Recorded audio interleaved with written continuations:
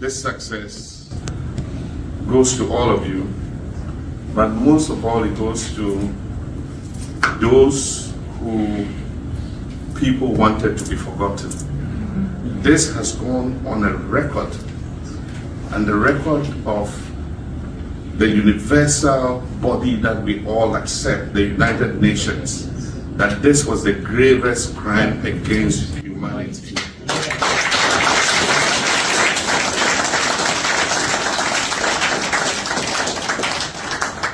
Our ancestors must be rejoicing in their graves. And all the torture and adversity they went through, they must be happy that this day the world has recognized that they are not forgotten, and that the pain they went through and the torture they went through has been recognized by the United Nations, the world's highest body that we all ascribe to. Before we went to the UN today, we went to the African burial grounds, and we all know the history behind the African burial grounds.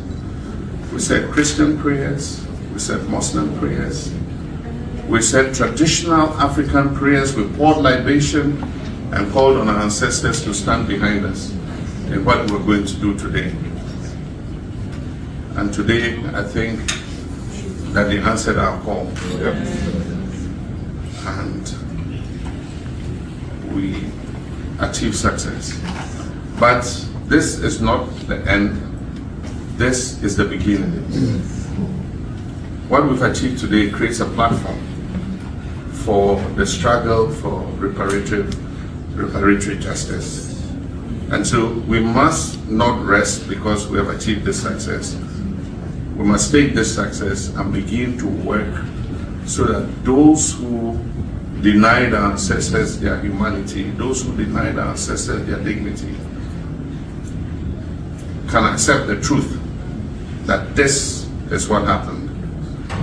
The revisionists and all those who would seek to erase them out of the footnotes of history. Today, we've accepted that this was a grave crime against humanity, the gravest indeed, and that the next steps in terms of reparations, in terms of justice, in terms of apology, are what we need to work on. And we need to keep this coalition. We can't achieve it alone. This victory is not for Ghana. We did it for the whole Africa and all people of African descent. And I believe that if we keep this coalition, we will take the next steps together.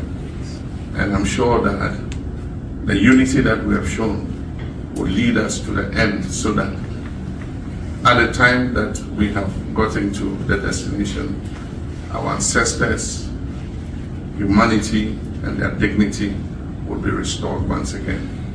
Today's victory is to ensure that we do not forget, and will never forget. As long as this resolution has been passed, our ancestors will never, ever be forgotten.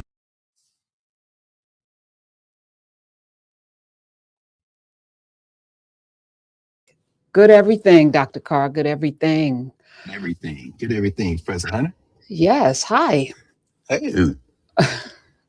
You So, good? Yeah, I am. How are you? I'm doing just fine. You look beautiful. You look just fine. You look wonderful. Oh, yes. So that's the president of Ghana. I know about this. Were you at the African burial ground? I wish I could have been. No, I knew about it. I really wanted to go. Would have been good to see my friend Johnny Cleckley, who's the lead ranger there and responsible for that region. Yeah, you're there every year. Well, used to be. Used to take first year students there from Howard every year until Howard University and its neoliberal wisdom, anti-African wisdom, decided to take the freshman seminar from us. But we still go. And Nkechi Taifa was there.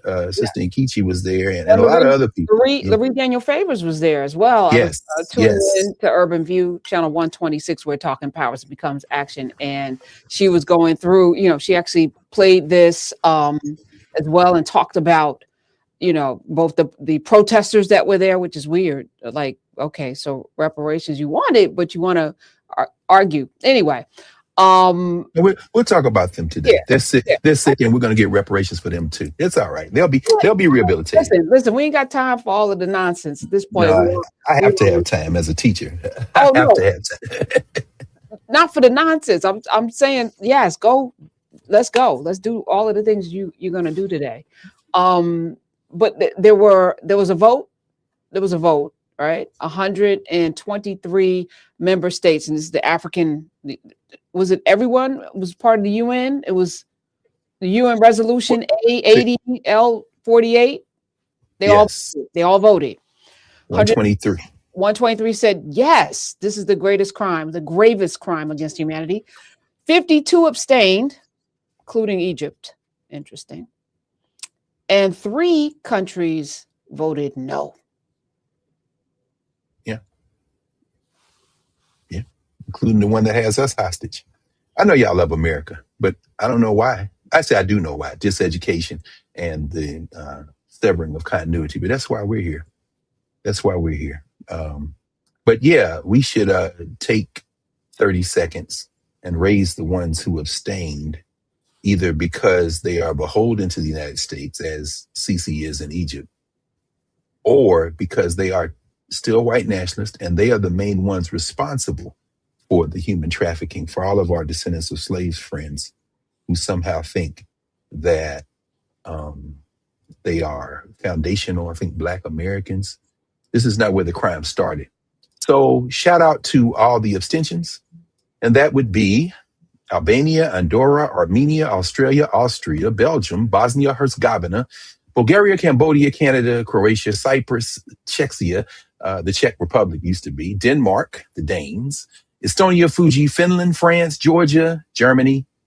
We'll come back to Germany when we talk about Brian Stevenson in a minute. Greece, Hungary, Iceland, Ireland, Italy, Japan, Latvia, Liechtenstein, Lithuania, Luxembourg, Malta, Monaco, Montenegro, the Netherlands, New Zealand, North Macedonia, Norway, Oman, Palau, Paraguay, Portland.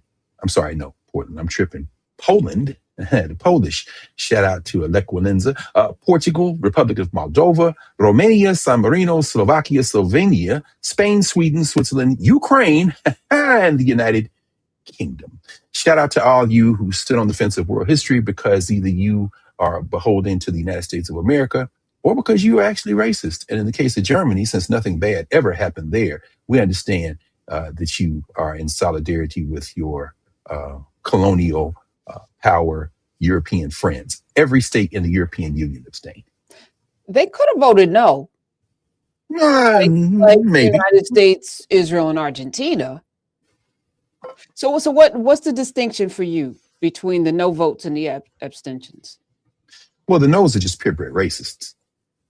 Malay, who has $20 billion of our tax money as we speak in Argentina, who spoke at the CPAC Hungary white nationalist, internationalist convening last week in support of the white nationalist who's running for re-election, Viktor Orban in Hungary. But, Steve Bannon and his crew was there. The son of Bibi, the butcher, was there. Netanyahu was there in Hungary. So I understand Malay. Malay's a white nationalist.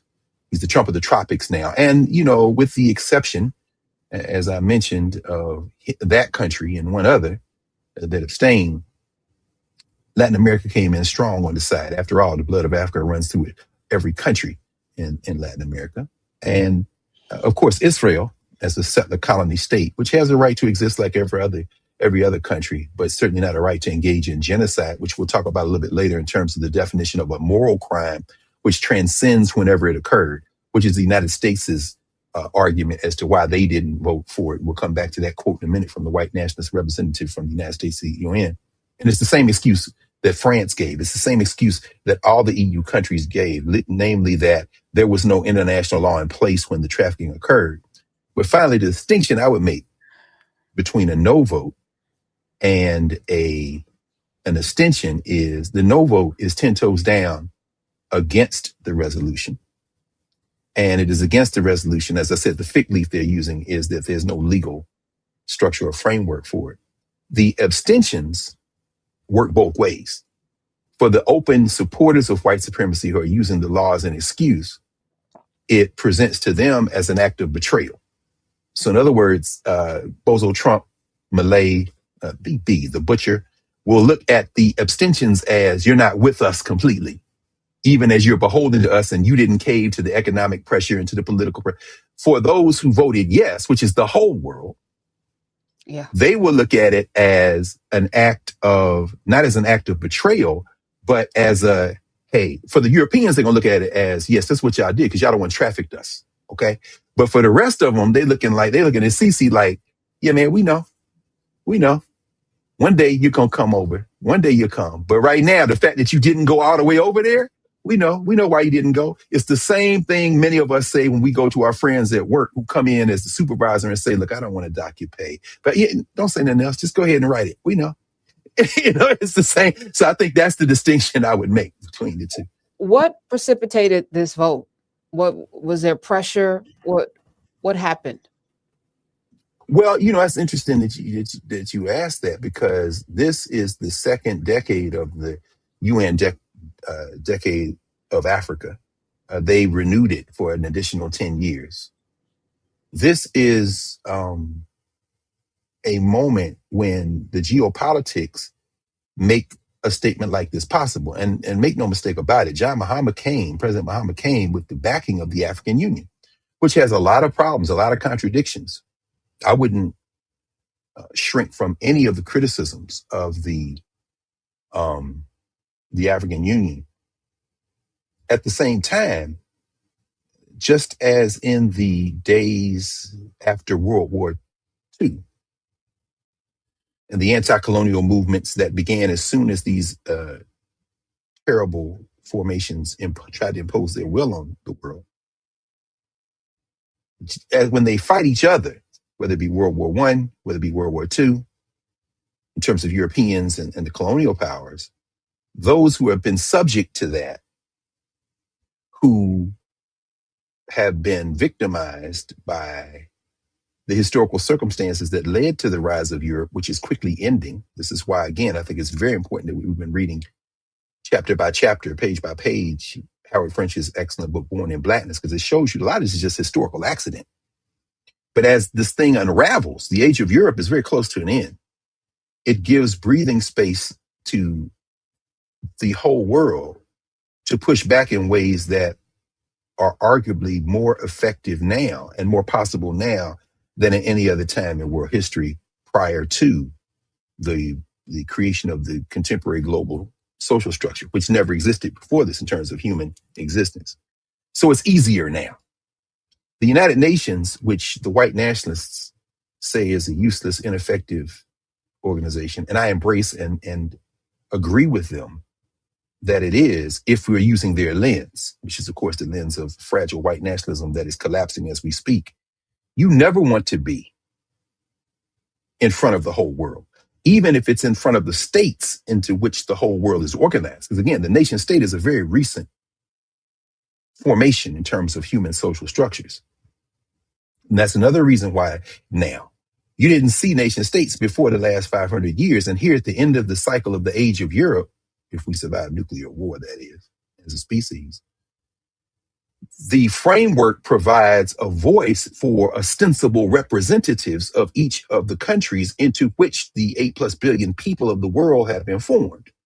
And it was very inspirational, very instructive to see the debate, not even the debate, the discussion, not even the discussion, the statement of support, the statements of support that came from many countries in the wake of President Mahama's introduction of the resolution. And the resolution, to be clear, as the Reed went through, who was a commissioner, of course, on the New York State Commission for Reparations, the resolution itself, which was delivered to be very specific on why this past week and why that day, specifically the 25th of March, 2026, which is the United Nations International Day of Remembrance for the victims of slavery and the international slave trade. This was agenda item 119 on the agenda.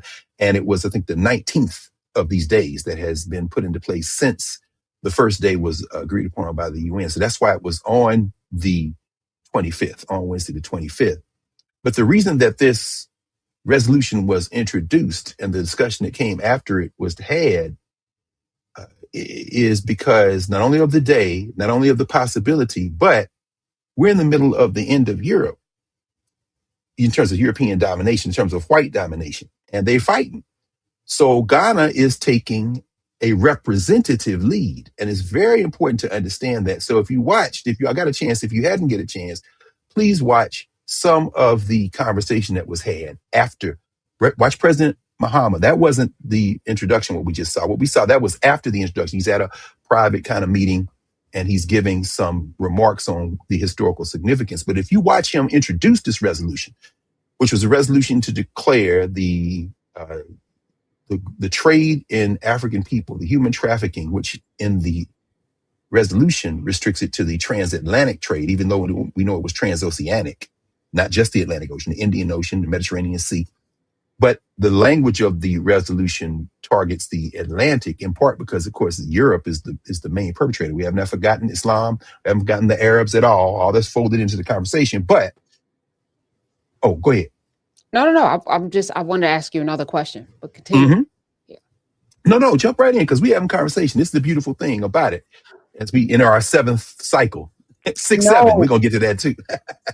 Dr. Carr, yeah, 6, 7. Nonsense word for a nonsense time. Yeah. Oh, 6, 7. The irony. As I'm processing and I'm thinking about all this, reading Howard French, not just this book, his book on Nkrumah, the second emancipation, it's frustrating to not be able to have nuanced conversations with the masses. We always get ham-hocked or railroaded into these very binary, very rigid ways of seeing this, not very complicated, but very nuanced terror that was exacted upon human beings for centuries. How do we drown that out for people who are here in class with Carr, maybe for the first, second time, maybe here to troll, maybe here to, actually learn?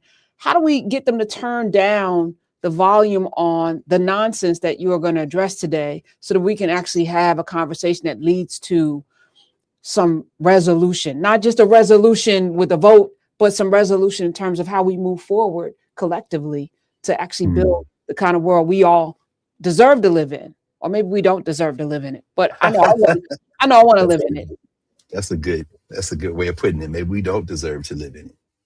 And that's not a decision that is left up just to us as a species. The earth will be here. The question is, will the human beings be here? So the earth may get rid of us all. We've talked about that many times, but how do we do that? I think we do it first by being here. We're here every week. And shout out to everybody. I see people in the so-called chat, the Mbangi as we call it in Nubia, who thought they missed today. No, you didn't. So yeah, I'm sorry. That was on me. I was traveling. No, not on you. Literally just got out of an airport, which I'll talk about on Monday. But I asked Dr. Carr if we could start a little late so I can get here. But yeah, and I appreciate you. Well, I appreciate you too. And let me just take this moment not only to thank you, because again, to jump off a plane, especially in these days, and come straight to starting, that's no small task. And I know that rhythm, but also to underscore that, our times have changed over the years, and sometimes Saturdays are impossible for one of us, usually me, which means we've had to, go live on Mondays, not Mondays, on Fridays sometimes, or hella early, as we did a couple of weeks ago when I was in Montgomery. We had to go early, and you've never done anything other than say, let's make it happen. In the early days, we didn't go live at all, and going live was a treat. And so we've built this road by walking it. And so, yeah, for everybody who is normally with us at 7:30 at Eastern time, here on the East Coast of the United States of America and the criminal enterprise known as United States of America, you got to sleep in a little bit if you're in Nubia, because everybody posted that. It was posted in Nubia that we start at 10:30. For everybody else, you didn't miss. So if you've been up early and thought, we didn't break the string. We serious about that. So, tell everybody to come on in and jump in. If you're in the barbershops, if you are in the retirement homes, if you're used to doing this on your daily walk, if you're used to doing this in other places and you didn't miss, tell all the people who are in these spaces. And I named those couple of spaces there importantly because, as I said a couple of years ago when I was in Nashville, I walked into the barbershop and they said, we have y'all on in the morning. That's before we started going at 7:30. As we were a little bit later in the morning, and there were times when we started at noon.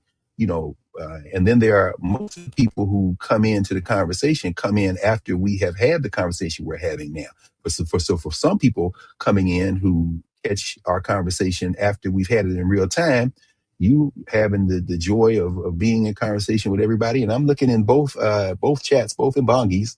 And no kings is today. Thank you, Brother Nelson, for raising that. I'm looking in the Mbongi in Nubia, and here in the YouTube side, somebody asked me about this jersey I have on. Shout out to the Mzizi, the folks at Mzizi. That's Mizizi shop, Mzizi shop. These are Africans who have put together some beautiful baseball jerseys and hockey jerseys. They got Ghana, they got Haiti, they got Nigeria finally dropped. They got the Pan-African joints. They got the Puerto Rico and Dominican Republic.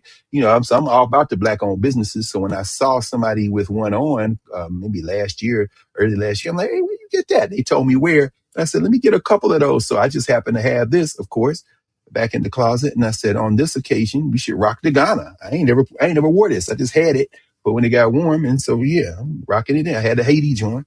I've worn the Haiti, particularly in solidarity with the Haitians. We had a guy on this week, Mr. Johnson, who works at a think tank here in DC, to update us on what's going on in Haiti as they're getting ready to put this gang task force out in the street, another concoction of the West, trying to jam our people in Haiti up. So I believe in wearing solidarity as well. And that is partially an answer to what you raised, Pra. How do we break through? In our Africana Studies conceptual category framework, which is the anchor that anchors our work here, that anchors that work of jailbreaking the Black University as we pass our sixth year of doing this and enter our seventh calendrical cycle, hence the part of the reason why we're calling this week 6-7. We'll get to that in a minute.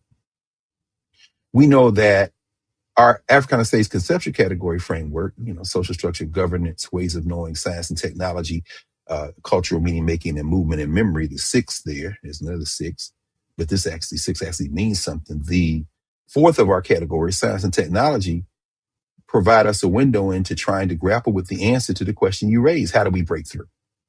How do we break through the noise? In the science and technology that we live in now, the question we raised in our Africana Studies framework is, how do African people, how have we used, how have we created, how have we adapted technology, how have we come up with ways of thinking about interacting with the material world, the material reality, the science, to move through time and space during our time and space? Well, we're in a moment in terms of science and technology where there's a continuing fracture of points of sharing opinion, sharing mass opinion, sharing information.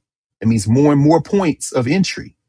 Everybody's got a microphone, everybody's got a platform, not everybody, but so many people that it feels like everybody. So that when we started 6 years ago, just a little over 6 years ago, because we're at the end of March 2026, it was early March, late February, early March 2020 when we started this weekly conversation with a conversation on Ida B. Wells.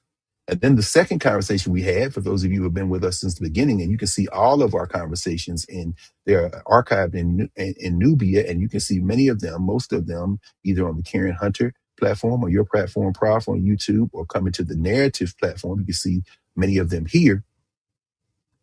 The second of our 316th conversations, this being the 316th, but God so loved the world, the 316th conversation that we've had. The second of those 316 consecutive weekly conversations was, why studying our history is so important. And for 316 consecutive weeks, we've had those conversations, which began as 20-minute conversations, 22-minute conversations in terms of the third conversation, because that was the first week of May when the Pulitzer Committee had announced that it had awarded the 1619 Project, the New York Times 1619 Project, a Pulitzer Prize collectively, and another an award separately for the lead essay in the project by my colleague Nicole Hannah-Jones. Well, we talked about that. And so what we have done over the arc of these 316 weeks, these 6 years going into our seventh cycle, is try to answer the question that you raised. Even as We did that in the dead of a global pandemic, which meant from those 20-minute conversations, those 20-plus-minute conversations, they turned into hour-long conversations, 2 hours, sometimes 3 or 4 hours in the dead of COVID. And I shouldn't have said it in that way. I mean, certainly no pun intended, literally no pun intended. But as people were suffering and struggling, this became a lifeline. And so when we see the kindred family soul coming in and being in conversation with us, Philip Bailey from Earth, Wind and Fire, you name it, people are all in here having this conversation. And some folks, and that's why I mentioned nursing homes in particular and assisted living facilities, because there are elders who are now ancestors for whom one of the last things they heard on this planet were our voices, and as their family members have said to us over the arc of these years, we gave them great comfort, we gave them great hope, and we gave them great determination to pass on into the ancestral realm, knowing that their work had not only been in vain, but that it would continue in our bloodline, in our labor. That is an awesome responsibility. And I don't take, and you don't take, Prof, we don't take this responsibility lightly in answering the question of how do we help? Because yes, ma'am. But go ahead, jump on in. I was just co-signing. That's right. Oh yeah, absolutely. And we know that you do this 5 days a week on the radio and on Saturdays, and then on Sundays convening reading groups and bringing people together. This is as the good brothers in Gangstar would say, this is a daily operation. As Dr. Obenga would say when he would call me at 2:00 in the morning with edits to something he had dictated to me earlier in the day that I was typing on my laptop back in Temple University in 1993 and 1994 and 1995, as he's working on a book that he's dictating to me out of his mouth. And he called me at 2:00 in the morning. I said, Dr. Obenga, you still up? He said, you still up? I said, yeah. And he told me, Greg, it's our life. It's our life. This is what we do. What else you going to do with your life? What else are you going to do with your life? And so we take that very seriously. So week after week, we pour these clean glasses of water. And after a year of it, because you had determined that we really require another place where we can kind of have this conversation, but have it in a way that also institution builds in a material sense, the appearance of narrative and Nubia. And then continuing in that work, you said, let's expand, connect, network out even more places. So you bring much of this conversation, which you had already been doing, into the Sirius XM space, all while maintaining accessibility given finally to the science and technology that we find ourselves into a space like YouTube and then to podcasts and everywhere else, so that everybody's talking at the same time. But even as everybody is talking at the same time, and all these platforms have mushroomed, so that in the middle of COVID, when we had tens and 20s and hundreds of thousands for a couple of those conversations that we had, people tuned in real time. We understand the value of this place is not quantitatively in terms of numbers, but in terms of consistent demonstration of a standard that we refuse to lower because it would reach more people. The easiest thing in the world would be to come in with the hot takes, to come in with the controversial, unnuanced conversations, to come in and say something inflammatory. If anybody thinks that that's hard, then you're not paying attention to what's going on. I watched part of a conversation the other day with the good brother Shannon Sharp, Club Shay Shay, which of course, everybody wants to talk about Cat Williams. Fine, that's no problem. And he had on his couch someone who was talking about the electric vehicles in China. We all know BYD, but then the other ones. And Shannon Sharp was sitting there, good brother, and he was like, yeah, that ain't never gonna happen in the United States. They ain't never gonna let them cars come in the United States. I've never even seen one. Hey man, I ain't mad at you, brother. First of all, you're wrong. Second of all, the reason that you're wrong is because the market is going to break the back of the United States of America. It's not gonna happen today or tomorrow or next year, but it will happen eventually. It will happen eventually, because the thing you don't understand about capitalism, capitalists don't believe in flags. Whether it be Ghana or the United States or Brazil or England or Germany, capitalists don't believe in flags. The Chinese have already entered and are crushing slowly, or very quickly, actually, the European market. Soon you will be able to buy a BYD, my friend, because the capitalists don't give a damn about you, about me, about any of. But in your lack of awareness of that, that's not an indictment of Shannon Sharp. He played football. That's why we know him. And he's smart enough to have translated this, as has the former quarterback of the Carolina Panthers, has figured out how to translate that into being in front of our faces all the time. But if you think for a minute that them talking like we're talking now would attract those kind of eyeballs, then you don't know. This is the chaos, but we're not here for the quantitative. As you say often, Prop, the fact that, and it's interesting when you're thinking about this in this context, the numbers of people who come in weekly here, and we can count on usually around at a floor of 20,000, sometimes multiples of that even now. That is not just the people who are coming in and coming in once or twice or 3 or 4 times. That's the people who they touch. There's not a day that goes by that I'm not in a space, that you're not in a space, and I'm out here in these streets a lot where I don't run into people in every walk of life. The cat driving the bus and the people riding the bus and the people who are running the institutions that I get off the bus to walk into to be in conversation. I don't care whether it's CEO of corporations or somebody who is unhoused, who is selling copies of the local paper that the unhoused produce here, Street Sense. And they say, hey, man, y'all keep this up. You tell Prof. Hunter. And now let me tell you right now, that is a deeper, more indelible, and ultimately more liberatory reach than anything out there that is consistently talking. And I'm talking about even the talking heads who still haven't figured out that race is not the center of what we need to be talking about, even as it's important. We'll come to that. So how do we reach? We keep going. Not quantitatively, but in the terms of the consistent demonstration of the standard, and in a way that is accessible. That would be the last thing I say about that. Meaning that over the arc of our time, and as for the intent of how I look at it in terms of what we're doing, and what I mean very concretely and specifically about, quote, jailbreaking the university, I'm going to take a moment here and pull out here of the internet, since I'm sitting in front of a computer, the place where you can go to read the very concrete way that I look at what we're doing. And I will put it in the Mbongis. This is an article that I wrote last year before last, called Introduction to Africana Studies toward a Freedom Course Design. And it kind of traces what we have done. I've done this before, but I just put it in the YouTube, and I'll put it in the Nubians have it. Everybody in Nubian Nation has it. And somebody drop it in there as well. I'll drop it in there as well in a minute. You have this. This is an article that I wrote that actually chronicles how this kind of emerged, how COVID hit. And at first I thought, okay, the HBCUs, it's time to jailbreak the Black university. So we started with Sankofa. Shout out to Haile and Shriek Garima and all the crew at Sankofa. We started on YouTube, and then Prof, you said, can I press record? And the rest is history. We went from there to YouTube, and then a platform, Nubia and Knarrative, and the rest we have been building and continuing to build. And what I do in this article is walk through the concept.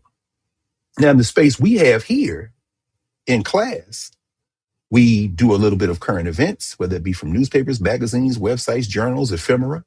We intersperse that with a question on literacy that we answer through suggesting books and other readings and study recommendations and demonstrations of how to go through reading. Reading is hard for people who can't read, but for people who can, but who are illiterate, not illiterate, illiterate, in other words, can read and choose not to, we introduce, here's some books, here's some articles, here's some thinking, and here's how perhaps to model how to go through some of it. Because I am all the toes on the planet down about this. I believe one of my deep principles as the first person in my family, immediate family, go to college. And as someone who will never leave that grounding, we had a long conversation, about an hour, with the good brother, my friend now, Maurice Eddington, who was the president of the University of the District of Columbia, himself first generation student out of Berkeley, California, Berkeley High School, who came all the way across the country to go to Fisk University, got a PhD, scientist at Vanderbilt University for 25 years, was at the Florida A&M University as provost, eventually chief operating officer, who now is the president of the University of District of Columbia, the public HBCU here in the District of Columbia. And if you all are on Sirius, you'll hear that interview next week on Channel 126. We're talking Powers and Becomes Action. We had a long conversation with him, and I've been looking forward to this for quite some time. But I'm 10 toes down with Maurice Eddington. I'm 10 toes down with President Eddington on this subject. Everybody can learn. That's why he took the job at the nation's public HBCU. Because understand, when you take the job at the University of the District of Columbia, you're at the heart of empire. And what you do there, they got a community college. He said you can start with a certificate program and stay here and go all the way through a law degree or a doctorate. You can do all that work in a place where you are invited in. And people say, well, I don't have this test score. Hey, man, are you breathing? Yeah, come here. Let's go. I'm 10 toes down on that. So for people who go out here and try to mystify, either because they think it's necessary or because they are in some kind of insecurity thinking they got to show that they can manage all this language to demonstrate they're smart to people who that still won't be enough for them to be human in the eyes of those people you're trying to plead to, who think that somehow you can mystify academic language and make it seem like more than it is. I'm all the toes on the planet down to demystify that, to destroy it. That's what jailbreak means to me. We're all capable of thinking and understanding, and it's going to take all of us to do that. So we do that piece of what's going on now. We'll talk about that a little bit later, certainly because there's a birthright citizenship case that's going to be argued before the Supreme Court on Wednesday. That might be the most important case to be argued before the Supreme Court in quite some time here in the United States. We do that literacy piece. We introduce, here's some books, here's some articles, whether you ever read them or not. What's been demystified is the idea that you couldn't do it if you didn't want to. And part of it is me saying, here's the stuff that I think you don't need to spend no time on. We're going to talk about a couple of those books today. We do the intellectual CSI, as I call it, the crime scenes investigation. That's why when we leave here, whether it be all of us, Prof, together as you had us in Galveston last year on Juneteenth, or whether it be me going to Montgomery every time I'm down there, or going to Philly, or going to Nashville, or going wherever I am, with Dayton, Ohio, with Olabisi and Larry down there, to Martin Delaney's place, or the Paul Robeson house, wherever you find, wherever I go, we're not going to miss a Saturday. And so we're going to have that conversation, and we're going to have it together. We're going to do that, whether it be the genealogy, what you in the early years called the you should know. Here are some people that we should think about. We should always keep in mind. Here are some events that we should always keep in mind. You should know those elements from the beginning. It's always commingled in this. In fact, we will mention it because today is the 58th anniversary of the sanitation strike that Martin King helped lead the march of, the 28th of March. For those of you watching it another day, it was the 28th of March. Saturday now, today is the 28th of March, where Dr. King found himself in Memphis, a detour in his organizing of the Poor People campaign that literally changed the governance formation of what we call in social structure renderings, the civil rights movement. Had King lived, it'd be a different movement. But he did not live on top of the earth. He became an ancestor. And so Jesse Lewis Jackson, among others, emerges. Would the same trajectory have taken place? No, it wouldn't have, because King is different than Jackson. If people say we don't need leaders, what we need is movements, please understand that avatars have been with us since the beginning of humanity. And that those avatars become very important when their attitudes reflect the attitudes of masses of people, but their outsized individual talents allow them to channel those attitudes toward an effective intervention in oppressive situations. Martin King is very important because he is Martin King. And he's very important because of his partner, Coretta Scott King out of Marion, Alabama. Shout out to my man, Andrew Billingsley, who on Saturday after I left here, we went down to the 100th birthday celebration of Dr. Billingsley, a man who was born not too far from where Coretta Scott was born, there in Alabama, in Marion, Alabama. This is the man right here, Andrew Billingsley. This was at Hampton University Student Center. And I can say that I am so thrilled because I hadn't been to Hampton in years. I'm embarrassed to say I hadn't been to the campus of Hampton University. I don't have a I don't have a dog in the fight of the real HU, by the way, y'all know that. But I hadn't been to Hampton in 40 years.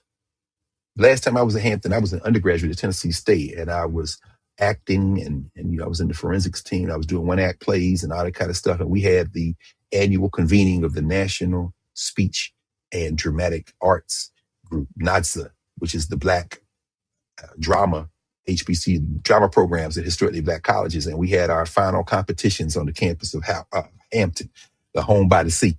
And Hampton is a beautiful campus. It was beautiful then, but they have built so much in the last 40 years, and I wish I could have spent more time. I'm going back down there soon, just to spend some time around the campus. And it happened to be Accepted Students Day. So the campus was just full of parents and students. And we're trying to get to the reception before the luncheon for Dr. Billingsley. This man right here, this is my hero right here. In fact, I had him sign his last book. Well, He's got a book coming up. He's writing about his father. His nephews are helping him. 100 years old man, he never stops working. And y'all go through the compendium, you'll see us talking about Andy Billingsley. Shout out to him. Shout out to his partner, Mama Amy Billingsley. Shout out to all of the people, his daughter, his son-in-law, all the people, his nieces, nephews, his grand nieces who did a poetic rendering. It was very important, a very important moment. But, thinking about him in that context and thinking about, trying to get to the celebration, which was in the Hampton Student Center, I had to stop like 4 times because there were parents and there was children, the students who had been accepted who are touring the grounds.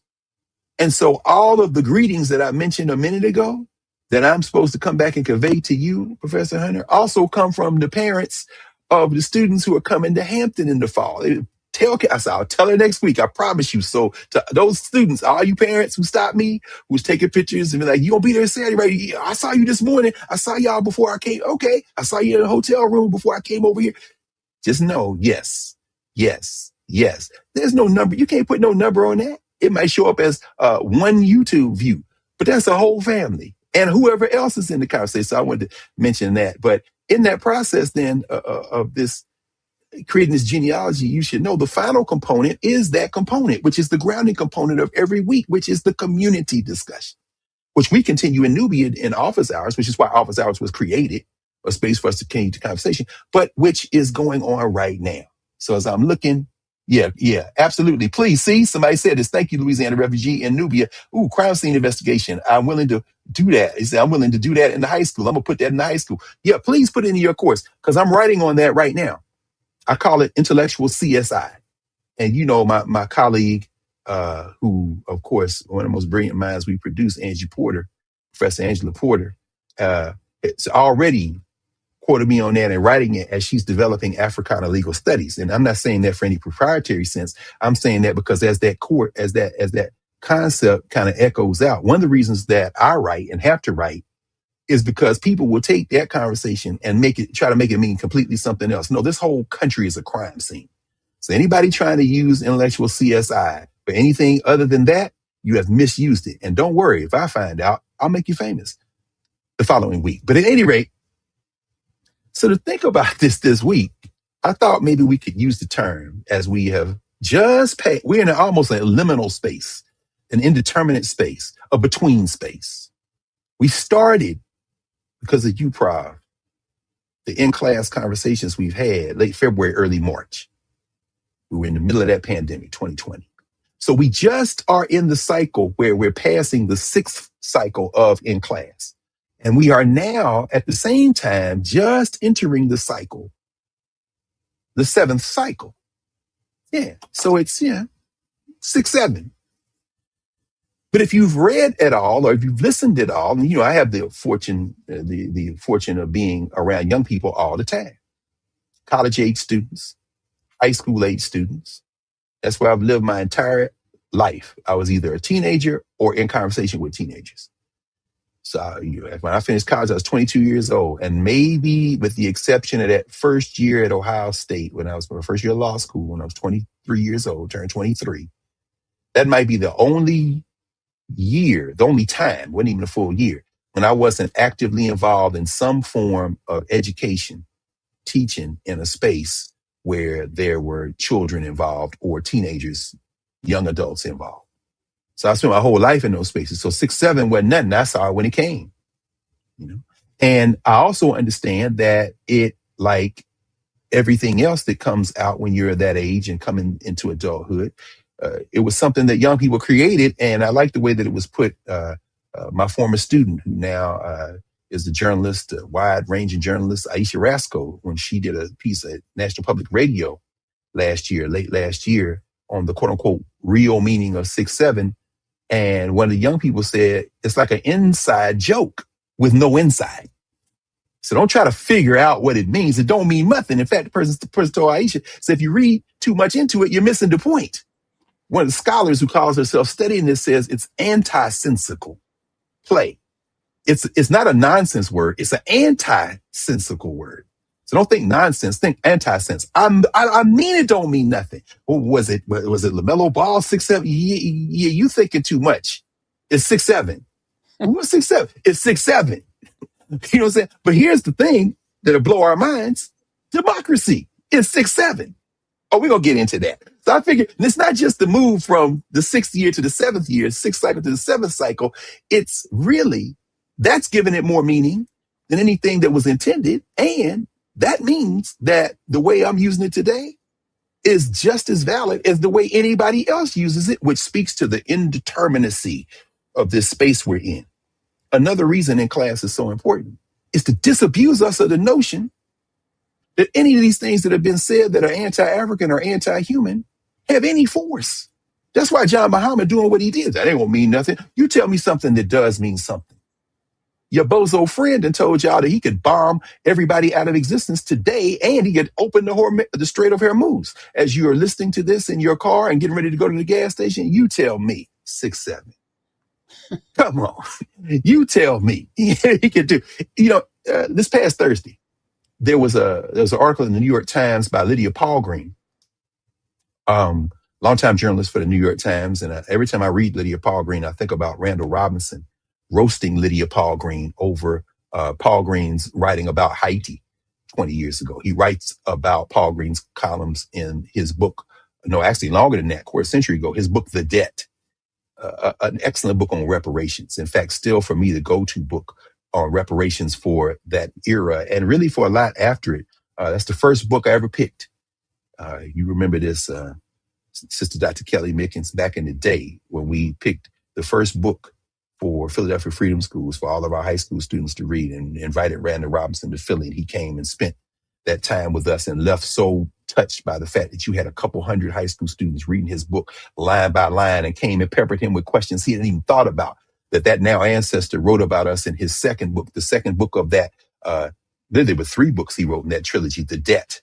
And then the second book he wrote, The Reckoning, What Blacks Owe to Each Other, which in ways kind of helped populate what I was thinking of through the lens of Jacob Carruthers as the governance formation category. The Debt, what the book on reparations Randall Robinson wrote was called The Debt, What America Owes Blacks. That's a social structure conversation. Then he wrote The Reckoning, What Blacks Owe to Each Other. I said, for me, that's governance. That's who we do. And then the third was his brilliant book that he wrote about going to his wife Hazel's home country in the Caribbean, called Quitting America. Randall Robinson was always clear. But in the first of those 3 books, he talks about this idea where he's very critical of Lydia Polgreen. Also in his book, An Unbroken Agony, there were a couple of people who we picked more than one of their books for Freedom School students to read over the years. And we read another of Randall Robinson's book, and he came back to Philadelphia. Actually, he came to the University of Maryland Eastern Shore, memory serves me correctly, in Jamele and all the folks who were there to have conversations with us about Haiti. It was called An Unbroken Agony, and he's very critical of Lydia Polgreen. But Polgreen wrote an article this past week in the New York Times, where Polgreen observes that America does not know how to exist in a world it does not control. That is absolutely true, and it's been true from the beginning of this criminal enterprise. And I thought about it because between seizing temporary control of state and federal governments, which is what the white nationalists have done here to too many states in this United States of America, at least almost half of them, 24, 26, that President Mahama mentioned in a conversation he had in Philadelphia at the Human Rights Council when asked about the anti-LGBTQ legislation that's currently being advanced as a private bill in the Ghana legislature. When asked about his perspective on that, he said, listen, we're going to let the legislative process do what it does. We're going to let it move through. And if it makes it to my desk as president, I have the option of vetoing it or sending it back to Parliament for changes. I also have the option of consulting, with the legal authorities to see if this is constitutional. Now, what he didn't say in response to this question was whether or not he would support it, because he has said in previous years that that bill would reach his desk, he would sign it. And it has some terrible things in it. We'll talk more about that in a minute. Now, the previous president, Ado, didn't sign it. He said, in fact, that it would violate the Ghanaian constitution, and Ghana would not go backward in terms of any of these things that might impose some kind of penalty on you if you're queer. in Ghana. But Otto didn't sign the bill before he got out of the presidency. He said that he was against it, but he didn't sign it. And so it lapsed, and that they're bringing it back. But I'm bringing that up because in answering the question, what President Mahama did say was, half the country, half the states in the United States of America got anti-queer legislation, anti-queer LGBTQ laws and policies. And so I'm saying that because this Polgreen article where she says that America does not know how to exist in a world it does not control, really vacillating between seizing temporary control of state and federal government, which these anti-human, anti-common humanity, anti-LGBTQIA, anti-black, everybody, anti-Latino, these white nationalists, they've seized temporary control of about half the states. And right now they have temporary capture of the federal government. We saw what the MAGA Muppet did. Those of you who are working in TSA, who are looking at Bozo, because Bozo said he's going to give an executive order to the wrestling Mark Wayne Mullen, the head now of Homeland Security in the United States of America, to pay you. Please understand it's probably unconstitutional and illegal, although there may be some budgetary maneuvering, because I see the nasty piece of work Russell Vought's fingerprints all over this. They're trying to get another power grab at the expense of the people who haven't been paid that you just saw, Prof, in the airports. Understand that all of that is because the white nationalists have temporarily captured the federal government and are trying to cement just a few more breaths before their white nationalist project collapses in on them and their white nationalist lungs, political lungs, collapse. And it is our duty to speed that moment. But through moving between those temporary controls of state and local government, white nationalist politicians in the United States are fighting desperately to impose their narrow ideology on the country's fragile, stitched together white nationalist project that's part of a larger stitched together white nationalist project that this genocide-based, European settler colony-based country we call the United States of America, built on stolen African labor, sustained by a narrative of self-creation in this 250th year, the semiquincentennial year, half of 500 years, and they ain't gonna make it another 250. But this narrative, this narrow narrative that projects inevitability and dominance, that Polgreen wrote this week and says America doesn't know how to exist in a world it does not control. Well, here's a bulletin for you, white nationalists. You've never controlled it. Every time you tell us George Washington, the father of our country, every time you tell us America, greatest country in the world, every time you tell us we can impose our will on anyone else, you know what it is? 6-7. But you rely on us leaning into this 6-7 explanation of who you are. For us believing in that, you believe in things you don't understand, you suffer. You rely on us doing that for you to continue this mythology, the illusion that this contemporary social structure we live in, the illusion that you seek to impose afresh at this semiquincentennial is that the United States is somehow founded as anything other than part of Europe's global rise. And that the rest of us are a terrible inconvenience that you couldn't kill, that you couldn't stamp out. But what you're beginning to realize as this country in the United States population continues to move toward reflecting the world's overwhelming non-white majority, this illusion is unraveling as excesses of nativism in the US and other places, Eurocentrism always, and racial capitalism. As these things are producing global fracture, desperate attempts to prop it up don't matter, and to seize control of the old system. Because you got people who are not white, who are trying to figure out how to prop up the system so they can take charge of it. Muhammad bin Salman, son of Salman, MBS, baby. The world now, even in the commercial news entertainment press, the world is reporting. MBS, that you and your friends whispering into Bozo's ears. You ain't even whispering no more. You already gave $2 billion to my man in the dead man suit, Jared Kushner's son-in-law, who's out there with the crypto king, Steve Witkoff, trying to profit off of this disaster stuff, the Trump crime family and his friends. But MBS, everybody know you paid Kushner at the end of the last Trump presidency, $2 billion you put in his sovereign wealth fund, setting it up for possibly now. And you calling Trump every day, telling him to bomb the ish out of Iran so that you maybe can get control over this criminal enterprise system. Everybody sees it. They even reporting it in the commercial news entertainment media. But here's the problem you have, MBS, and anybody else who aspires to that crown. That crown got all the jewels and gone.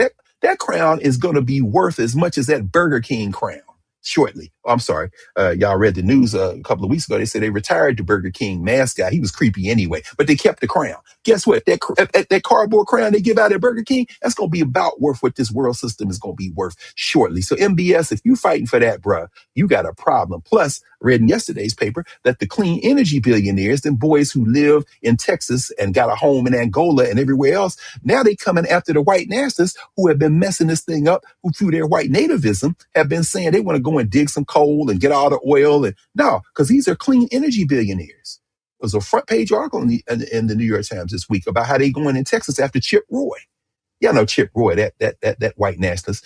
He was one of the ones in the main, in front of the microphone over the past couple of days as the MAGA Muppet blocked paying the TSA workers. And here's Chip Roy running up there. But the clean energy billionaires in Texas have spent $600 million, and they're going to spend another $500,000 trying to get him out of his seat in Texas, not over his racial ideology, but because he's one of the main people blocking the conversion to clean energy.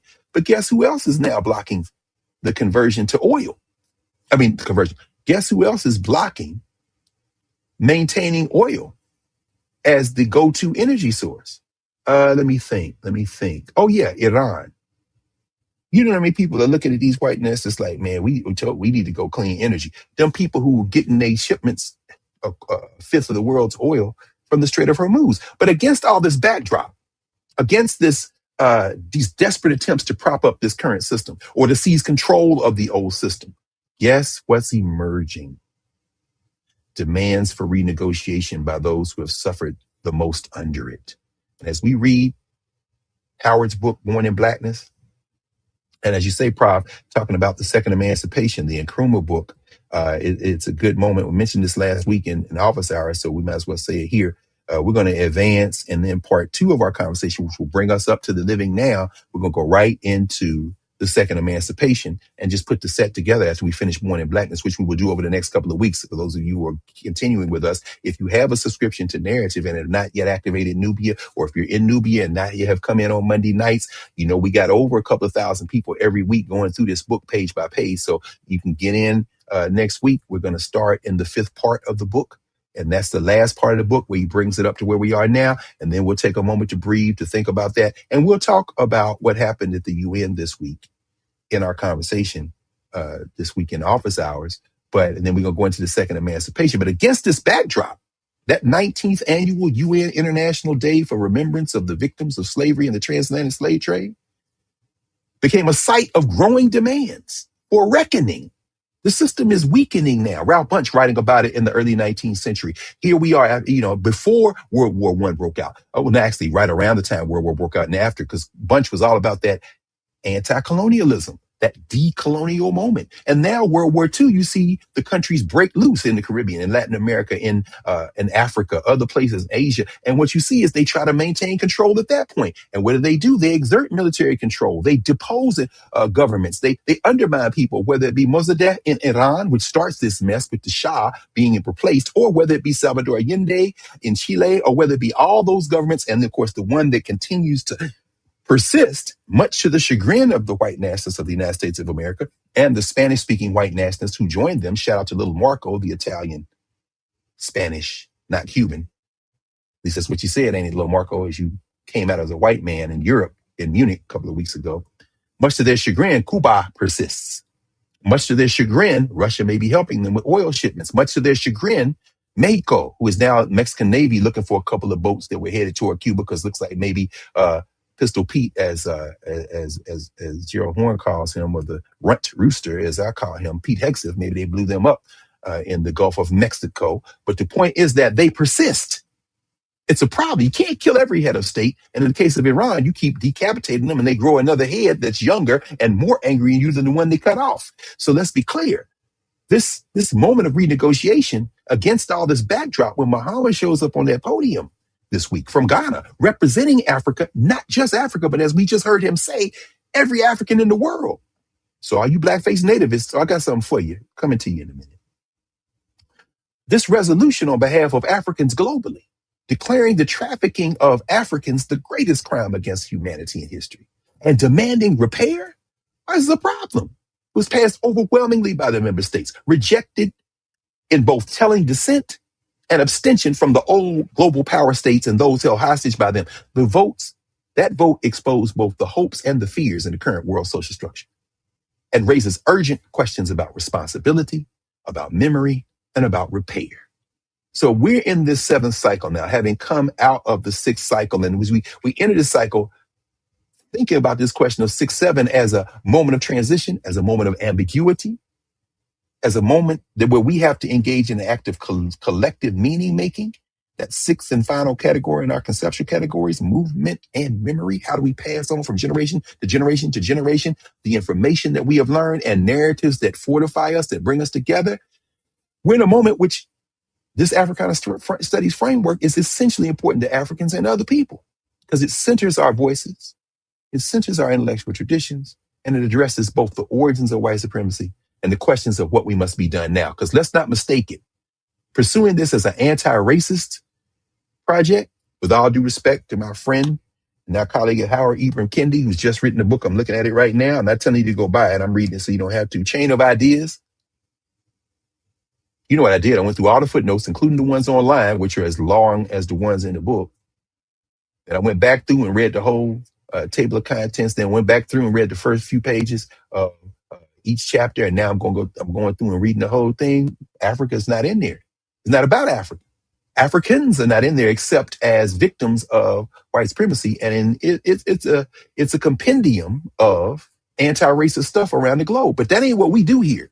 We talk about those things in the first category, social structure, because they're necessary. This is the world we live in. But it is not the world that we inhabit from our foundation. This is a governance conversation. So what we do here in class contends, asserts, observes that we must be generative, not reactive. We're not, being anti-racist is a natural conclusion of being who you are, being self-determining. And so we call for deeper engagement. We're modeling deep engagement with the questions of repair. What Mahama did was a demonstration of repair, not just a demand for repair. The demand for repair is addressing the social structure. The declaration of solidarity, of family, of community is a question of internal repair. That's a governance conversation. And it's community grounded. Now, we're going to talk about it because it's not uncritical. And I got some words for Lincoln University in a minute here. The other thing that we have in class is a living archive. It is a living archive. Every week we contribute to it. We're looking at moments in our journey as human beings that are occurring while they're happening. Without oversimplifying them into these narrow racial explanations, we're grounded into self-determination, into culture.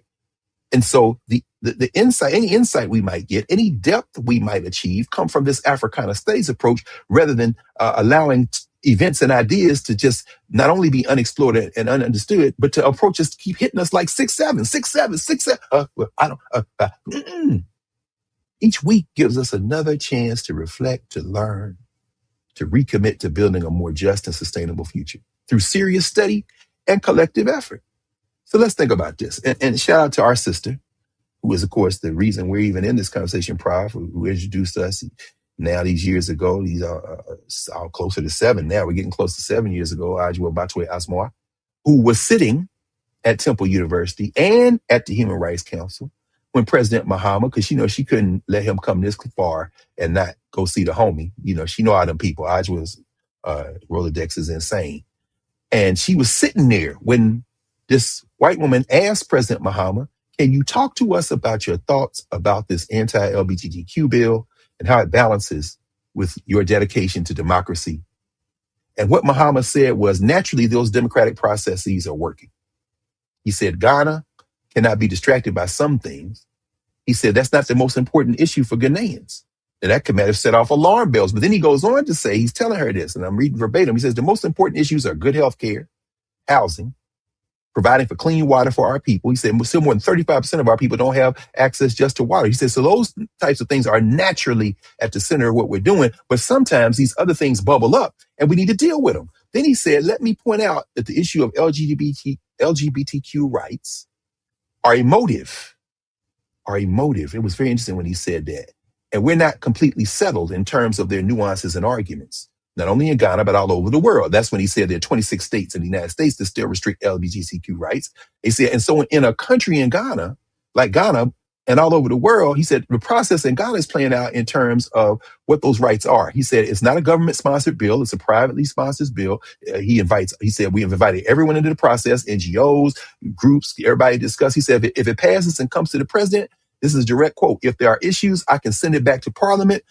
He said I can send it to the Council of State for advice. He says there are many issues still playing out. He says public policy, our legal traditions. I thought about J.B. Danquah, and I thought about J.E. Casely Hayford, and I'm thinking, what is he saying and not saying? Then he said cultural contexts and our social consensus. I'm saying you just said a whole lot with them three things. Our legal traditions. You're talking about the British, the English, the European legal tradition, the customary law traditions, as J.B. Danquah writes about Fonte, for example, customary law. He said our cultural context. Now, they're going to tell you right there. When he said emotive, I am a firm believer that every human has the right to exist in their own humanity. And I know a lot of people who would say, as a heterosexual man or as a heterosexual woman, I support LGBTQ rights. I could easily say that because it would be in a social structure rendering true. But in a governance formation, which deals with Africana ways of knowing, my Africana question is, why I got to say homosexual or heterosexual? Why do I have to do that? Because I know too much. I know too many people.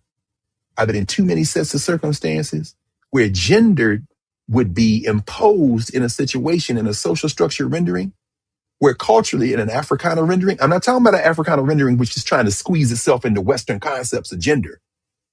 No, I'm talking about an Africana rendering where the gender is not even a consideration.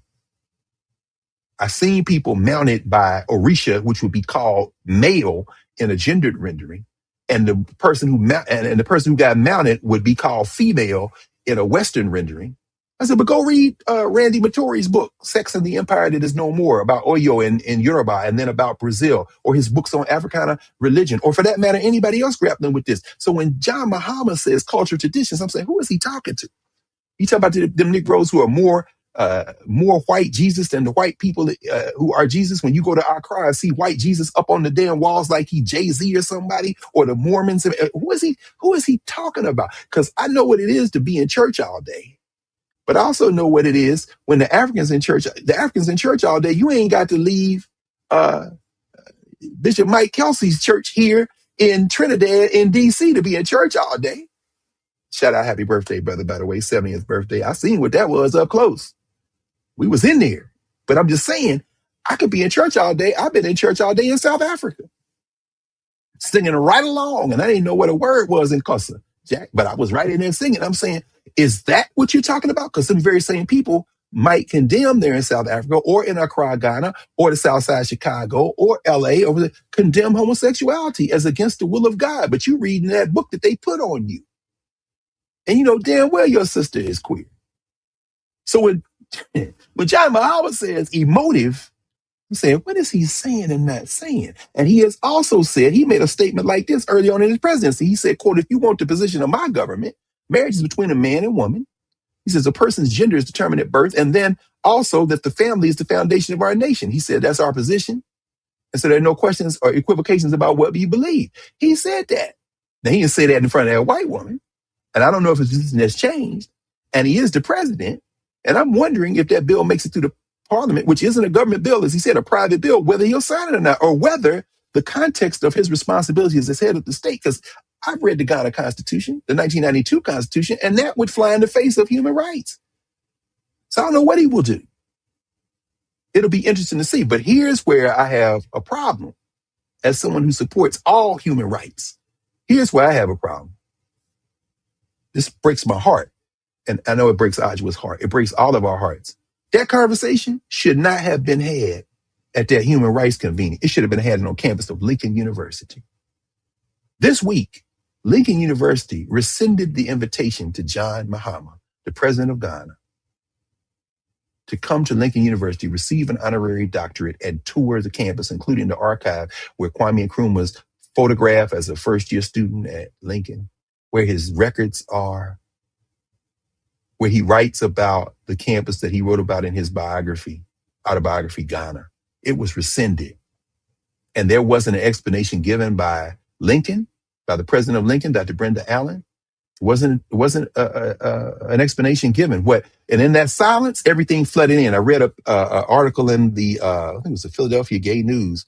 It said it was because concerns about Mahama's position on the LGBTQIA plus legislation were raised.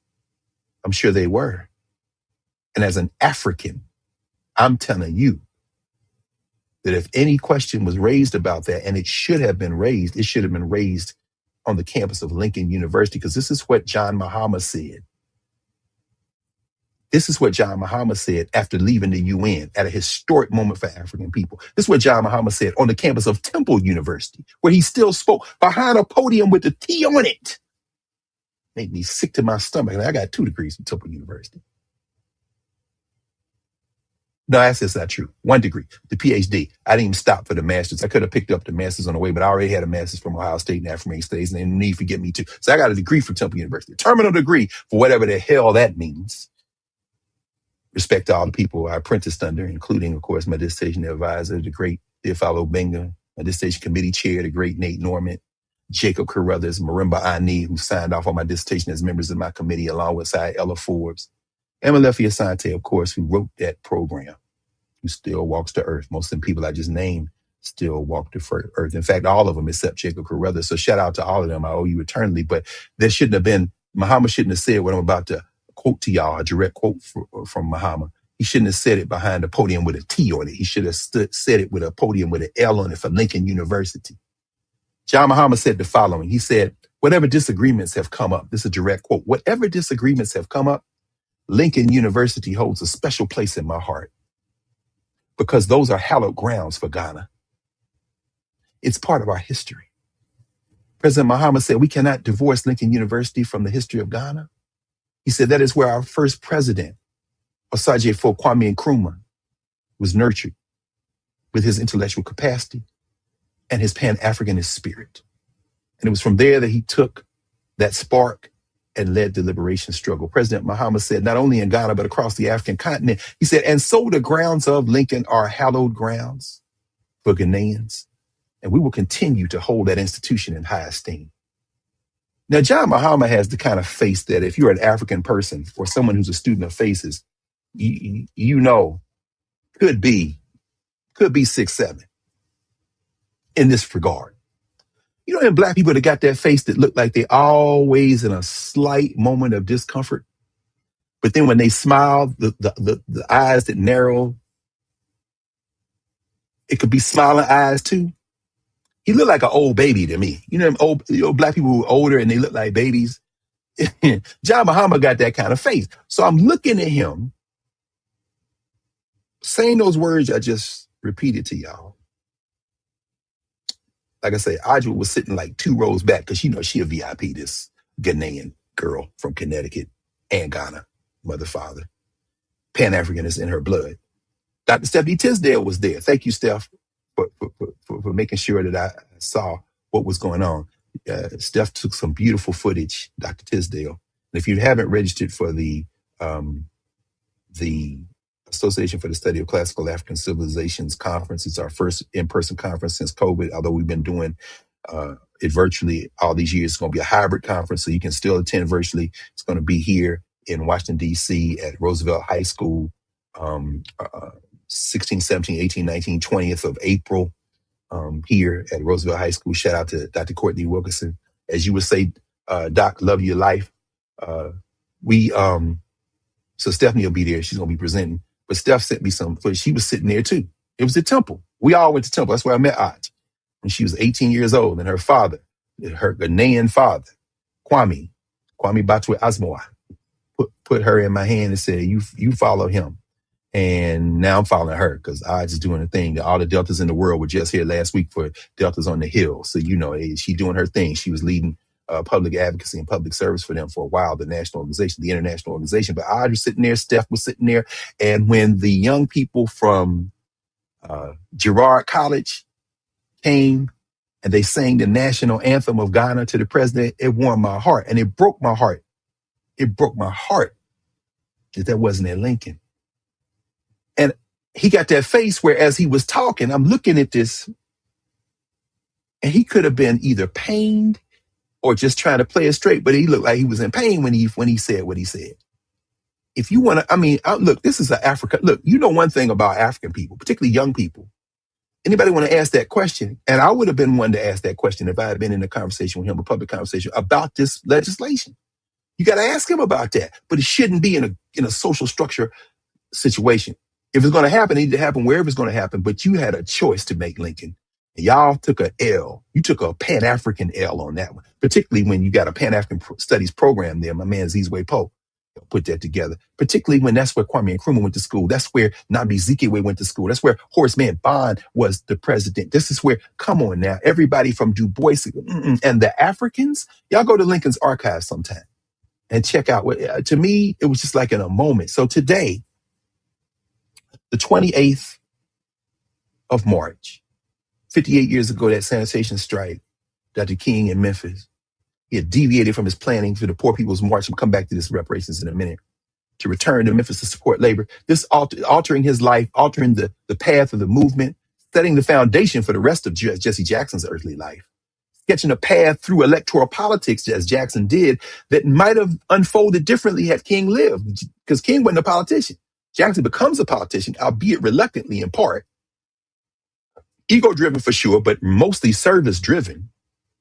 Overwhelmingly service-driven, a governance-led movement with King, for example, as that avatar, even as he was very unpopular there because people take to change very, it can be very difficult for people to undertake change, particularly for African people or any oppressed people who have been pelted with this 6, 7 nonsense over the arc of centuries.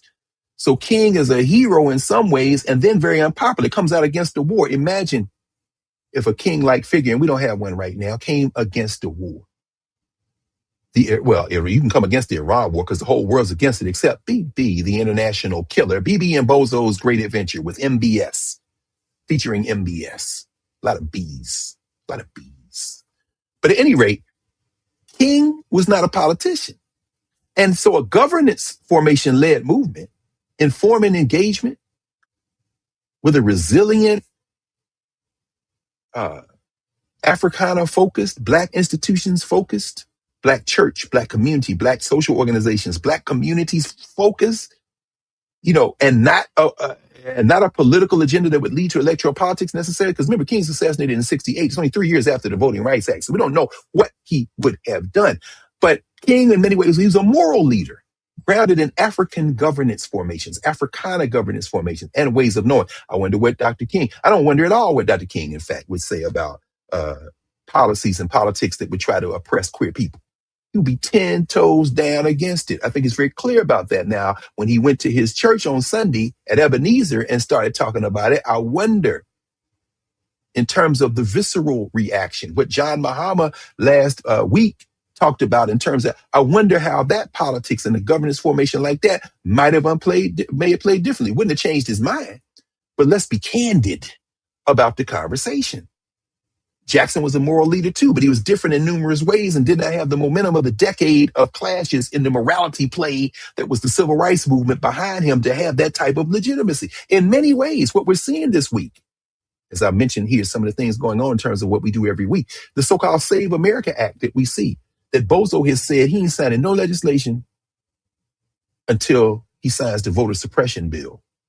I respect you, Bozo, because when we break your political back and crush you and all your little white nationalist friends, what you're doing, and you don't mean to do this because you're an idiot, as we saw this week, you have no brain, but what you are doing because of your visceral commitment to white supremacy, which is only exceeded by your visceral commitment to yourself, you egomaniac, maniacal, sociopath, narcissist.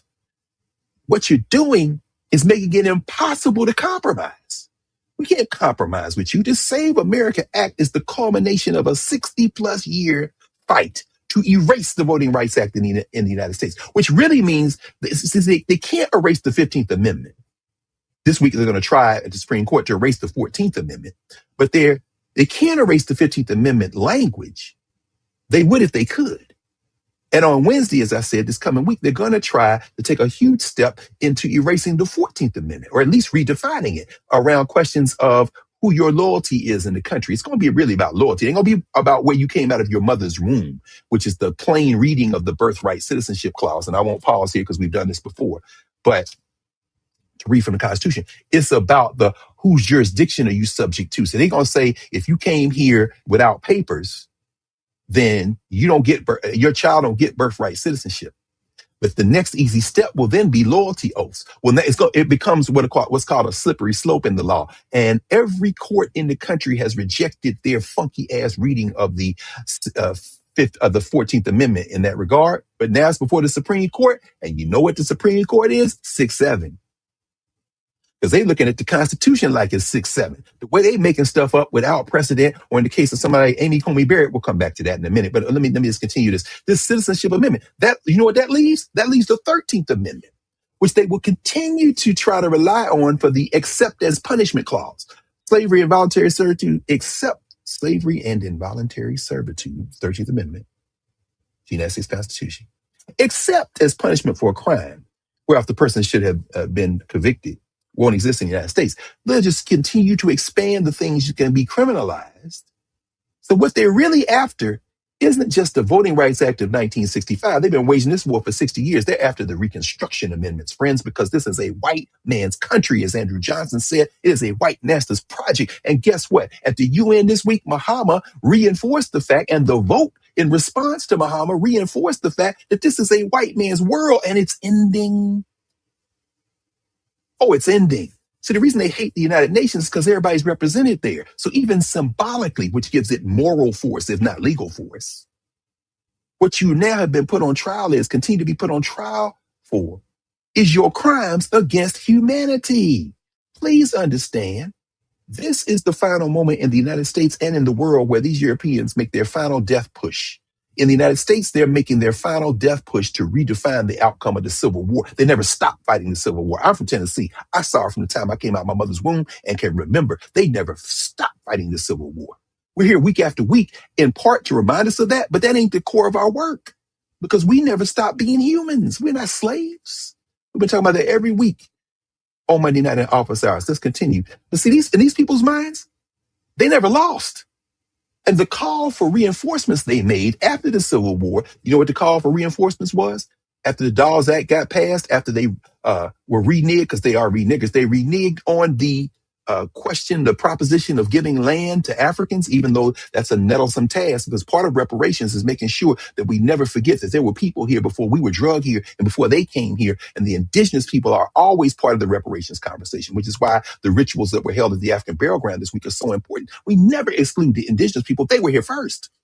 Manhattan is the name of the island where the New York African burial ground is on. That's an indigenous word. So please understand that. In the process, though, these Europeans not only don't think they ever lost, but most of these people who are leading the charge in terms of white nationalism today, their ancestors weren't even here when the Civil War was fought. They made a call for reinforcements in the late 19th century. You know what that call was for? Migrations from Europe. And guess what? Those who came here faced the trial of fire by the white nationalists who were already here. Stephen Miller's ancestors weren't considered white. Anybody with an Italian last name who's in here now is a 10 toes down white nationalist. Scaramucci, just because you beating up on Trump now don't mean you ain't a white nationalist. Your ancestors weren't considered white. You had to pass the white test. You know what the white test was? As they said in the years of the populist movement in the 19th century, who gonna yell the N-word the loudest? You had to reject the notion of solidarity with the non-whites, and many of you did. So those of you who allowed yourself to be absorbed into whiteness, who accepted an extension, and by extension, an invitation into whiteness, joining those who were already here, and then, when you answered that call, that invitation to whiteness, by those who learned the racism after they got here, it took the better part of the century for you to join, but you joined eventually. The right voters is what some of them call. Remember these people now talking about we need to have the right politicians elected by the right voters. That's what they're saying. Our analysis of where we are It's like a 6-7. That impenetrable, meaningless phrase masquerading as a phrase meaning something. Democracy is a 6-7. The soul of America is a 6-7. The mistake we made is to try to pump meaning into a 6-7. Come on now. Come on now. We started 6 years ago, as I said. The repetition is key to us continuing to think. Because people say, well, this is like ideology. No, we are inviting study and debate and discussion.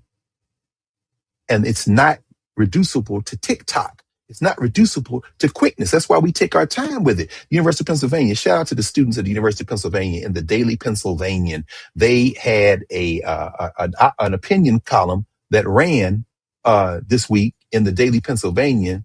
And if I could pull it up, I'll quote from it, because I did pull up some of these things, but I might not be able to find it quickly. And if I don't and can't, I'll just refer people to look to it. But the gist of it is this, and no, I don't see it. And that's too bad, because I would have loved to have quoted from it. Oh, well, maybe I have it up here. This ain't like looking for the books for me. I don't, I'm not really into the technology like that for some reasons that they kind of talk about in their article. Let me see if I can find it here. Oh, yeah, there it is, the Daily Pennsylvanian. They had an editorial that says Penn has an AI problem.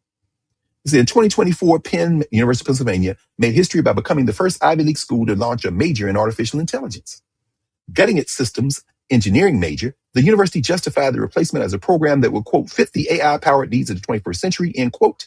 Since then, AI has become intertwined with obtaining a Penn education in a completely unprecedented and potentially dangerous way. I'm going to skip down to the bottom. This is what they say. They say that, hold on, this is a advertisement somewhere. Hold on, let me, I don't even know where that is. Give me a sense. I had to stop it. Hold on. Prof, you might have to come in for a minute while I find where this ad is to get rid of it. Oh, there it is. Maybe that's it. I don't think. You got it. Oh, yeah, I see it. There it is. Thank you. Yeah. This is interesting. And I said this when I was reading this. I want you, HBCU, newspapers, college newspapers, the fine papers all over the country. Hilltop, the first HBC newspaper where I worked, Howard University, the Meter at Tennessee State University, where I went to school and wrote columns for when I was student body president. All the HBC newspapers, I want y'all to step up y'all game now. It ain't enough to report on some world events and some campus events and tie a few things in. I want y'all to show us what you used to show us and what you show us at your best moments. I want you to elevate your analysis, because this social media, this technology is killing our literacy. And I'm being lovingly critical now. Let us agree, as Mariba Kelsey would say, to agree. I'm going to read y'all what they wrote in the Daily Pennsylvanian, and I want to start seeing this stuff in North Carolina and Texas. I want to start seeing it in Ohio at Central State and Wilberforce. I want to start seeing it at Cheney and Lincoln. I want to start seeing it at UDC. I want to start seeing it in Florida at A&M and Bethune-Cookman. I want to see all of these papers match this. This is what they say. They say, the irony is that as Penn pours endless money and energy into AI advancement in its attempt to get ahead, the university is only quickening its own demise. AI cannot coexist with education. It can only degrade it. As technology advances and workers are replaced by machines, schools are some of the only places, and I'm thinking now, as I'm reading this, not just universities, K-12, everybody, after school programs, these freedom schools, everybody talking about starting. And as somebody who has labored in that freedom school thing for a generation, I know what that is, and I know what it's not. Every effort is better than no effort, but every effort ain't equal. They say as technology advances and workers are replaced by machines, schools are some of the only places we have left to explore and wrestle with human thought. Yeah, but that's what we hear it in class, because we're going to do that week after week, day after day, month after month, year after year. No 6-7 here. He says, with our own university leading the charge, AI is now corrupting those few sacred spaces and leaving us with nowhere to engage in true scholarship. That's a fact. Do y'all remember, and I'm sure you do, Prof, Hillman talk? About 10 years ago, no, that wasn't true. About 5 years ago. No, that wasn't true. A couple of years ago. Anyway, do you remember, and you remember, go back in our archive, what we told y'all was going to happen has happened. Ain't nobody talking about that. You can't make no education into no TikTok video. I don't care. Can you use it as a point of entry to discover some other stuff? Absolutely. Use the technology in that way. But these young people at this Ivy League school in Philly was like, hey, y'all done spent more money than God in here, and you want to stop it.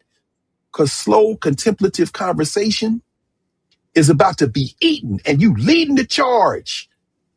Actually, Aisha Rasco, she didn't do that. Aisha did that one.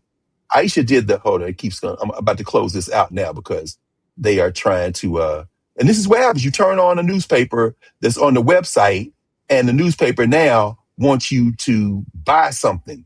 And so now I got to close out there it is. That should stop it. There it is. All right, very good. Like, y'all stop this. I hate this. This is why I still subscribe to the newspapers in part, because the newspapers are quiet. Websites. Anyway, so yeah, study can't be sustained on TikTok. You got to have deep studies sustained by apprenticeship, by quiet, by community, by perpetual community. And what ends up happening when you give it over to the boom, boom, boom, to the 6-7 is hot takes, titillation, the hunger for feeding, perpetual distraction and stimulation. It was several years ago that we discussed stolen focus, and it continues to exhibit that behavior. That's why we're here in the way that we are. And so let's just begin to make this turn now. And we use our Africana studies analysis to get us home. In this social structure this week, we're seeing the erosion of the nation state. That's a broad concept. It's a recent concept, this notion of countries. It's a concept that comes as a direct consequence of European expansion and imperial dreams, and it's coming to an end. This notion of free trade, domestic alliances, and sovereignty, the so-called rules-based international order, is being tested now. That's what happened at the UN. This is what really strengthens what we've been studying in Born in Blackness. Part of what is born is this, quote, rules-based nation-state order. But if you've got rules, then you got to observe the rules in order for people to continue to play by your made-up rules, your 6-7 rules. And guess what? People who have never played by them are the capitalists. We're reading about them in Born in Blackness. Spain and Portugal are metaphors, to quote Cedric Robinson in Black Marxism. They're metaphors. They're labels for commercial enterprise interests. We've been reading about the Dutch East India Company, the Royal the Royal African Company of England, coming first for the Royal London Company. These are investors. That's who created Virginia and South Carolina. That's who comes into Barbados and then Jamaica. That's the French coming into Haiti. That's the Portuguese who come down the coast of Africa to what is now Ghana, and then going out into the ocean at Sao Tome and Principe, and then going farther south into what we now know as Angola and Congo. These are commercial enterprises. The oligarchs haven't changed. This week, Elon Musk saying, I'm going to float my company and try to reach a $1.75 trillion valuation. And the Saudis, Mohammed bin Salman and them, Saudi Arabia, that's an excuse to park my wealth. I'm going to buy Jared Kushner and buy Steve Witkoff. They go into crypto anyway, and we just going to keep running this Boston. Bo's going to rep the United States. He represents the Trump crime family and his rich friends. Ask Howard Lutnick. All these people whose names may have to come off stuff as soon as the rest of them Epstein files are removed. This is important. The resistance we'll see today. No kings on Saturday. That means something, because a king is a sovereign. A sovereign is not beholden to a state.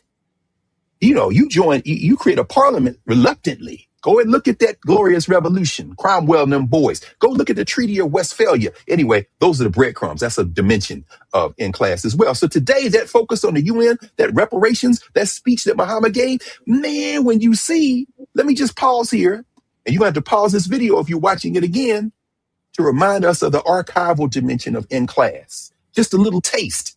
Africans in the United States, we talked about that. General discussion, go to session 207. Go to session 158, which was entitled Malcolm X, FBI, and Our Global Responsibility. That's where we talk about Ralph Bunche at the United Nations, at the founding of the UN. Go to session 188, In a Time of War. Who do we really identify with?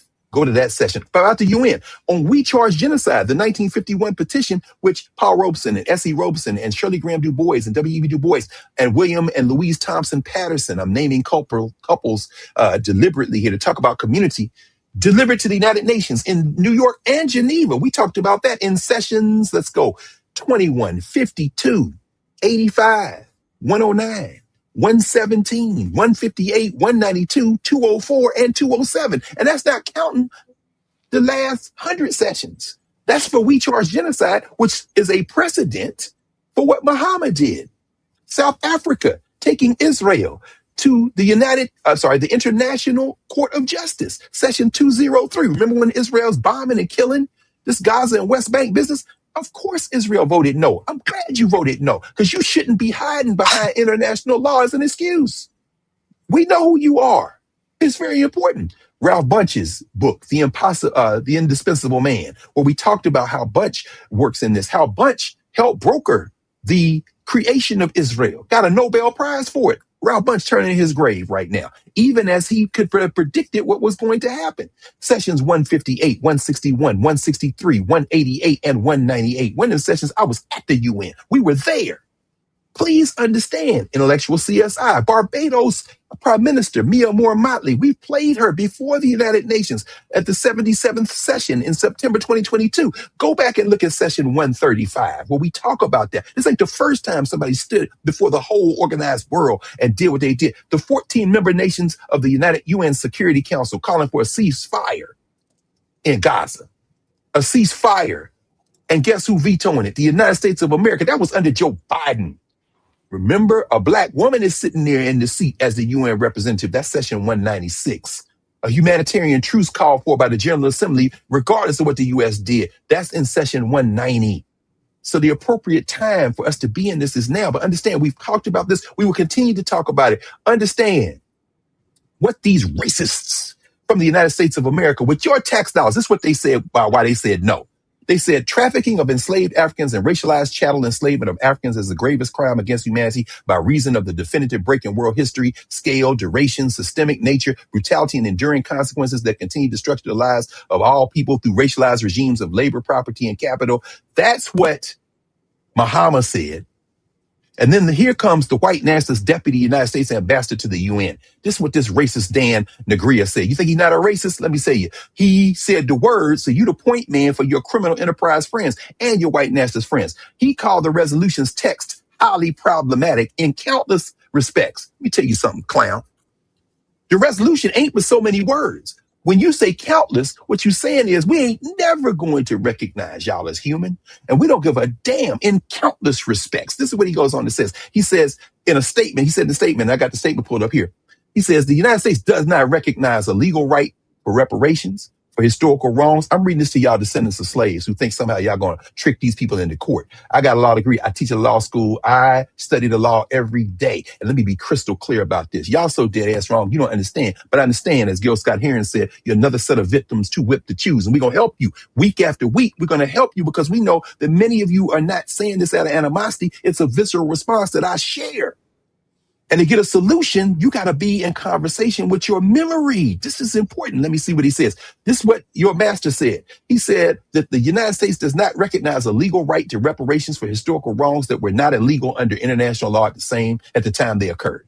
Now, I know some of y'all got an answer for that. You think you do. Come on in, officers. Let's talk about it. I'm going to walk you through why you're wrong. He goes on and says the United States also strongly objects to the resolution's attempt to rank crimes against humanities in any type of hierarchy. That's what the French dude said, too. I listened to their response. Goes on finally and says the assertion that some crimes against humanity are less severe than others is objectively diminishes the suffering of countless victims and survivors of other atrocities through history. Fine. Then answer Paul and S.E. Robeson when they in 1951 numbered the lynchings. That happened in real time. Why are you doing this with Palestine? Why are you letting your Lord and Master Trump go and bomb everybody in Iran and the regions? And why are you letting Israel destroy southern Lebanon and create a huge refugee crisis per capita? The largest number of refugees in the world in one country are in Lebanon. Come on now. Don't do it or do it. I love when you do it because it makes it easier for the rest of us to say we oppose you every way possible. We ain't going to kill you, but we're going to stop you from killing us. Please understand, they always cry when they make these statements, something called jus cogens. Jus is J-U-S. Cogens, C-O-G-E-N-S. It means compelling law. It means peremptory norms. It means international law. In international law, what it's saying is there are some crimes that are moral crimes that transcend whenever the notion of nation states was created. But they always cry that these kinds of crimes against humanity, all this kind of stuff, the Western nations in particular do this because their law is amoral. They claim it's morality, but it's 6-7. Nah, it don't mean nothing. It don't mean nothing to you, which means it shouldn't mean anything to us. They always cry this, though. They say jus cogens doesn't apply to slavery. No, that trap, there weren't any rules. Then I'm going to help y'all blackface nativists. the ADOS, the foundational Black Americans, even the B1s who say Black first. And I'm saying, is Black first Pan-African? Because that would make John Mahama a B1. It certainly would make Nkrumah a B1. It would make, no. By Black, they mean Black American. And they also mean capitalist. They mean somehow they can beat capitalism in its own game. I'm going to tell you, that's a dead strategy. Even as we still got to spend money and build institutions, please understand that philosophically, you're moving toward a dead end. But at any rate, let me just get to this point. They always cry, and I mean these Western nations cry that slavery can't be used under this concept of jus cogens, because jus cogens are crimes that are so huge that they exist before there was international law. Please understand what I mean by this. Here are the categories. Here are some of the categories of jus cogens. Prohibition of aggression. You ain't supposed to fight nobody. Okay, that's a human rights thing. Comes before countries, like they observe it. 6-7. Prohibition on genocide. This is what they used in 1951. Robeson and Du Bois and them. Prohibition of crimes against humanity. This is what Mahama was using. Basic rules of international humanitarian law. This is the thing that BB, Bozo, and MBS are violating as we speak. Prohibition of racial discrimination and apartheid. This is why you have that being brought before the United Nations as well. Prohibition of slavery, prohibition of torture, right to self-determination. This is why I think it's very important for us to never forget my sister Nkechi Taifa. This is her book, Reparations on Fire, which is a companion piece to her memoir we talked about last week, Black Power, Black Lawyer. But at the end of this book, because she is a co-author, the last co-author who's not an ancestor, the appendix, which begins on page 118, is a very important document where she, Baba Amari Obadele, and the good brother Baba Chokwe Lumumba, in a little document called Reparations, yes, make the legal case for reparations, which they connect to the United Nations. And domestically, they connect to the 13th Amendment to the United States Constitution. And here's where I want to tie something together that adds to their analysis. When you cry that there are laws that transcend international law, please understand that the domestic dimension of that is the reparations struggle here in the United States, in terms of the United States.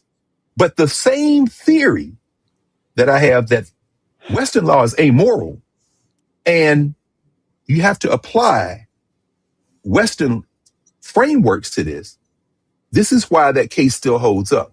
Because at the United Nations, and even at the admission of the Western nations who would vote no, like the United States did, or abstain like those European countries did, and the ones that got hostage to this resolution at the UN, they would still say, however, that anything that happens now and in the future is fair game.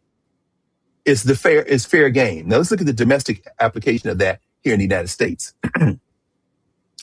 What they are trying to do is to say that anything that happened before it was not legal in terms of their legal framework, you can't do anything about. That's why they're against reparations, internationally and domestically. How's that working out domestically, and how does that relate to what we're talking about right now in the United States of America? That is the theory by which they will say anything that happened before the 60s, and now even the legislation of the 60s is wrong for two reasons. One, we're not going to deal with addressing anything that happened when it was legal, like slavery. That's why they changed the focus on affirmative action from redressing past conduct to using race. That was Lewis Powell, that same punk who was Supreme Court Justice who helped write the opinion in Bakke, who also wrote the Powell Memorandum and said we need some think tanks to help uphold our capitalism and Christian values. That's what led to the Heritage Foundation and Project 2025, a direct connection. Here's the second thing. They also then would say that this theory that you can only apply things to current and future conduct and you can't deal with the past, that's why now they're going into court, as they're going to do with this birthright citizenship case and next week, and say, y'all are misreading the 13th, 14th, and 15th Amendment. Those amendments were never put in place to address what you're raising now. In terms of birthright citizenship, they did not mean everybody born here is a citizen. What they meant is everybody born here who is subject to our jurisdiction. And that's vague. And in trying to do that, trying to displace birthright citizenship, they're after all the non-whites or anybody else they don't want here. And that will slide into, are you loyal to the United States? I heard you say some things. But it's the First Amendment. Damn the First Amendment. But the 14th Amendment says I'm a citizen. Not anymore. In other words, they're trying now to erase all of the attempts to define this country relative to an expanded version of our humanity. And they want to constrict it to the white nationalist version, but it requires them going back into history and either erasing history or interpreting it in a way to say this is beyond the ability of anybody to use the law to protect your rights. This lies at the intersection of international human rights and domestic constitutional law in the United States of America. And if you think it's not a threat, you're not paying attention. So let me wind this up. Watching these statements after President Mahama spoke at the UN was so inspirational because he was grounding it in a moral standard and attaching it to an international legal standard that the white nationalists can't stop. They couldn't stop it last week by the vote of 123-3, which other people said, that's all right. The world recognizes it. We know you got a Security Council. We know you got all that, but let's be crystal clear. We also know that the world is on the side of a moral right. And the world isn't any politician, John Mahama or Donald Trump. The world isn't any politician, whether it be Vladimir Putin, MBS, or the white nationalists in the federal legislature in the United States. The world is the people. There's a distinction between the people of the world and the nation state frameworks in terms of world leaders. And most world leaders who are the most effective are not elected. John Mahama brought two things together because he was the avatar for it. But let's be crystal clear. And at Lincoln University, I hope you will now either restore that honorary doctorate you were going to give John Mahama and whatever else you need to do to make that right, because you missed your moment. You missed your moment. Thank you, Prof. Yes, the Fitzgerald would say that. But then what Howard would say is that they're the oldest continuously published. Thank you very much. Thank you. Yeah, the Fitzgerald, yeah, because that's Du Bois's era. And yes, he was there for that. 68, 78, 88. He is just before he came. That's exactly right, to Fitzgerald. But there was a moment when they ceased publication. And so Howard would say, well, we came in after that. So they're absolutely right. Yes, thank you. But in this moment, please understand that Mahama, in making that moral declaration, is not a man without flaws. He's a politician. So Lincoln, restore that honorary doctorate for John Mahama and invite him back to campus for the discussion specifically around this legislation. Now, we don't have all the facts. Did they invite him and he said no, and as a consequence, they didn't have the thing? Maybe that's what happened. Maybe it didn't happen. But y'all got some splaining to do if you want to continue to say that historically black colleges are part of a different tradition. Otherwise, don't be a blackface school, because he spoke at Temple and the first thing he did was shout out Lincoln. And it broke my heart because I looked at the look on the man's face. And maybe I projected that look from my own spirit onto his face. And maybe I didn't. But I'm crystal clear about this. We got to have that conversation. And we should have that conversation. We should not leave that out to social structures. But after he spoke at the UN, what I saw was so beautiful there, because the representative from Colombia stood up and came after Mahama and said, yes, we support this. And that's in part because we have the blood of Africa and we are indigenous. We said, oh my God. Then you saw the Caribbean representatives stand up. There's man, one by one. The Haitian brothers stood up. Good Lord. They had but 2 minutes. Go watch it. It's on the UN's channel, YouTube channel, wherever you want to watch it. The Haitian representatives stood up and basically said, we support this because obviously we the ones who ended it in the Western Hemisphere. If I had been there, it would put me out of the room, because I'd just been, you could hear clapping. And then after they finish, you hear everybody clapping. And then they pan the room and you see those people there. Oh my God. They even had a non-governmental organization who has observer status. There were two I saw with observer status. One was the young man who stood up, African person from an NGO, and said, we support this on behalf of the people of the world. It's beautiful. And the other was the Pope's people, the Holy See. That's right. The Vatican stood up. I'm like, man, see, if you ever get a chance, I told my students this Thursday after I watched it, I said, listen, there was a time when I would have gotten these people to squeeze out a couple of dollars and took y'all on the bus to go see the UN, but I done got old. And plus we've jailbroken the university. So if you want to do that now with me, you got to do it with the people. In other words, we should all meet up at the UN sometime and just tour the UN. We got plenty of people in there who are with us, obviously, but I'm kind of now away from the, from the how I'm not, because we was going to do intellectual CSI with Howard students before freshman seminar ended, before COVID, and then they took it from us, no problem. And I'm happy. Why? Because now we get the tight crew. We're going to tour as we're planning for this week, this year, to do that, which is people generally, which is where it should be. The community should be grounded. But when you go to the United Nations, that spirit was in their room and they were clapping. It was a fundamental question raised for me, because at the African Burial Ground, as you say, Prof, and this is what I'm talking about, at Temple, you had those who considered themselves black nativists descendants of slaves, who think somehow that this is going to somehow be something that they can square in this legal framework that's really a 6-7, protesting. How y'all standing across from the burial ground protesting Africans laying a wreath on behalf of you? But I understand. Here's the fundamental question. We've been working through for going into our 7th year, which people who are confused about this are approaching because you look at the law and don't understand that's a 6-7. What makes you identify so deeply? What makes us identify so deeply with our master, your former master, and so deeply against those who are from where you came from? Understand, there were no countries in Africa either.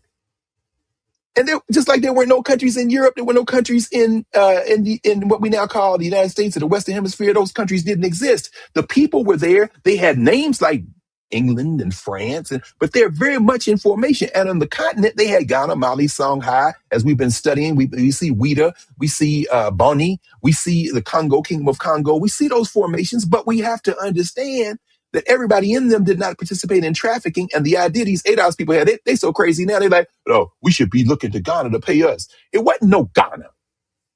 Just like it wasn't. They should be going to England for reparations. It wasn't no England in the way you think about England. But England that we know, and France and Spain and Portugal and Holland, those countries literally grew into nation states by suckling at the breast of your mother. And you want to fight your mama?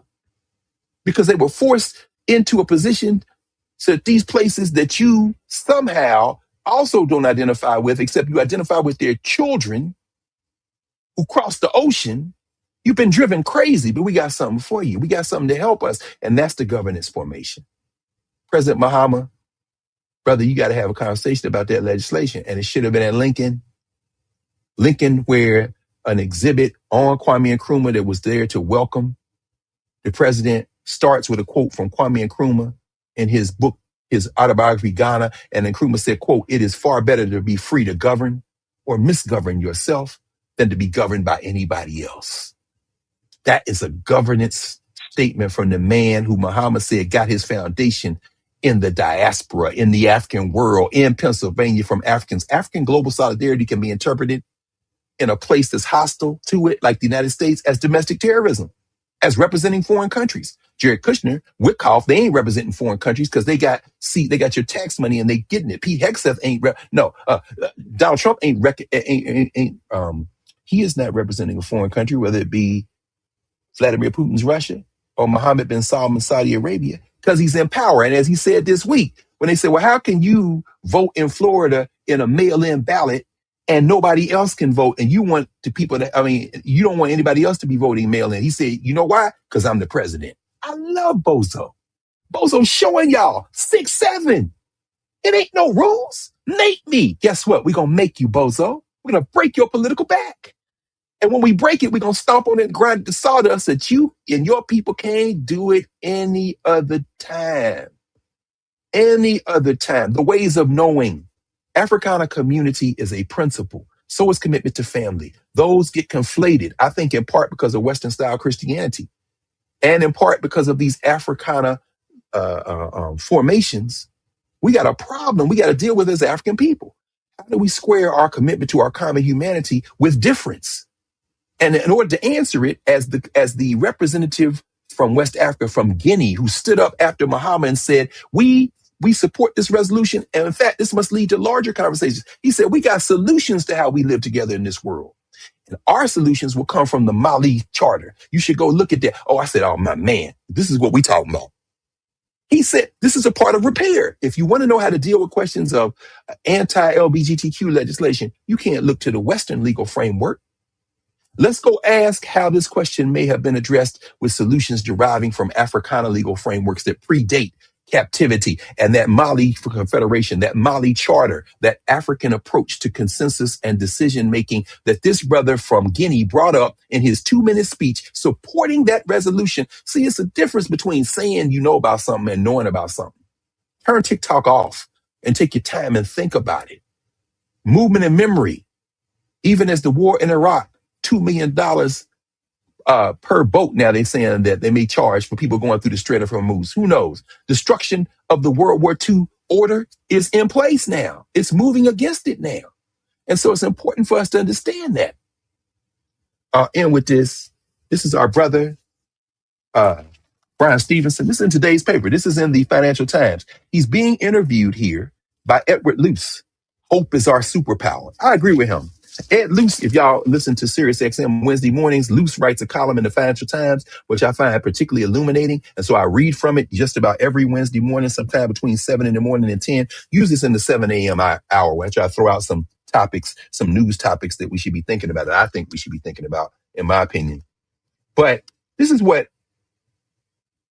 the good brother Brian Stevenson in Montgomery, Alabama, Ed Luce, the Brit, travels to Montgomery to talk with this good brother about his project there, about the Equal Justice Institute, about the museums and the memory stuff. They're sitting at the hotel that they own, the nonprofit owns, which we were at a couple of weeks ago. We didn't stay there, but we went by there to see it. It's right across from the latest of the three monuments in Montgomery.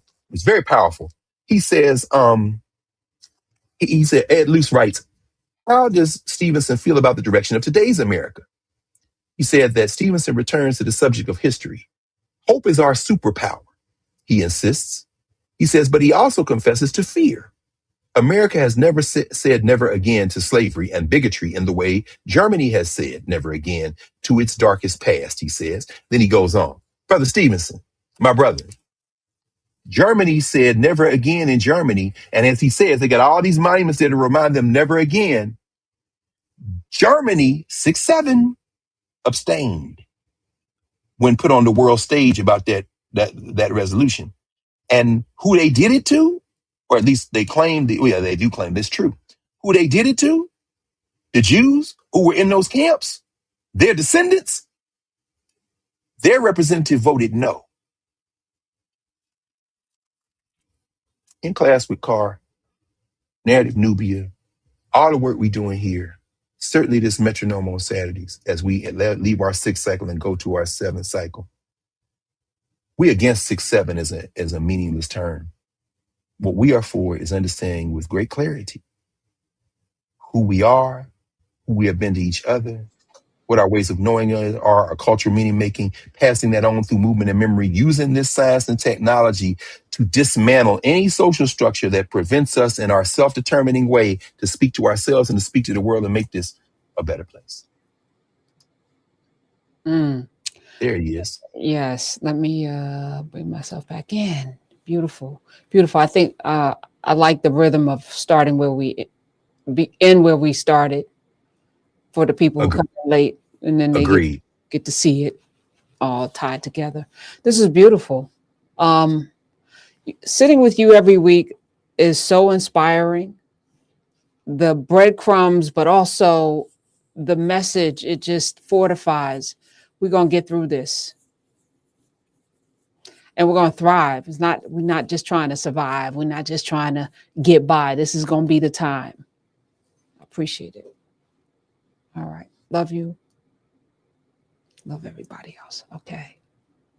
This success goes to all of you, but most of all, it goes to those who people wanted to be forgotten. This has gone on a record, and the record of the universal body that we all accept, the United Nations, that this was the gravest crime against humanity.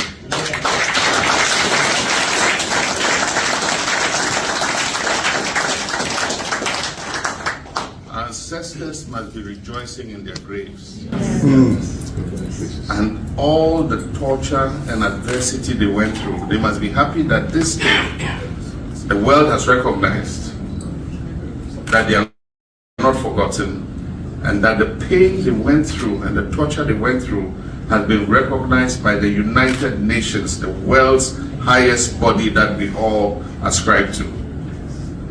Before we went to the UN today, we went to the African burial grounds, and we all know the history behind the African burial grounds. We said Christian prayers, we said Muslim prayers, we said traditional African prayers. We poured libation and called on our ancestors to stand behind us in what we're going to do today. And today, I think that they answered our call. And we achieve success. But this is not the end, this is the beginning.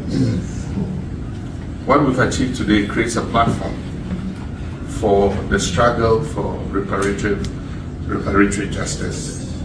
And so we must not rest because we have achieved this success. We must take this success and begin to work so that those who denied our ancestors their humanity, those who denied our ancestors their dignity, can accept the truth that this is what happened. The revisionists and all those who would seek to erase them out of the footnotes of history. Today, we've accepted that this was a grave crime against humanity, the gravest indeed, and that the next steps in terms of reparations, in terms of justice, in terms of apology, are what we need to work on. And we need to keep this coalition. We can't achieve it alone. This victory is not for Ghana. We did it for the whole Africa and all people of African descent. And I believe that if we keep this coalition, we will take the next steps together. And I'm sure that the unity that we have shown will lead us to the end, so that at the time that we have gotten to the destination, our ancestors, humanity, and their dignity will be restored once again. Today's victory is to ensure that we do not forget, and will never forget. As long as this resolution has been passed, our ancestors will never ever be forgotten.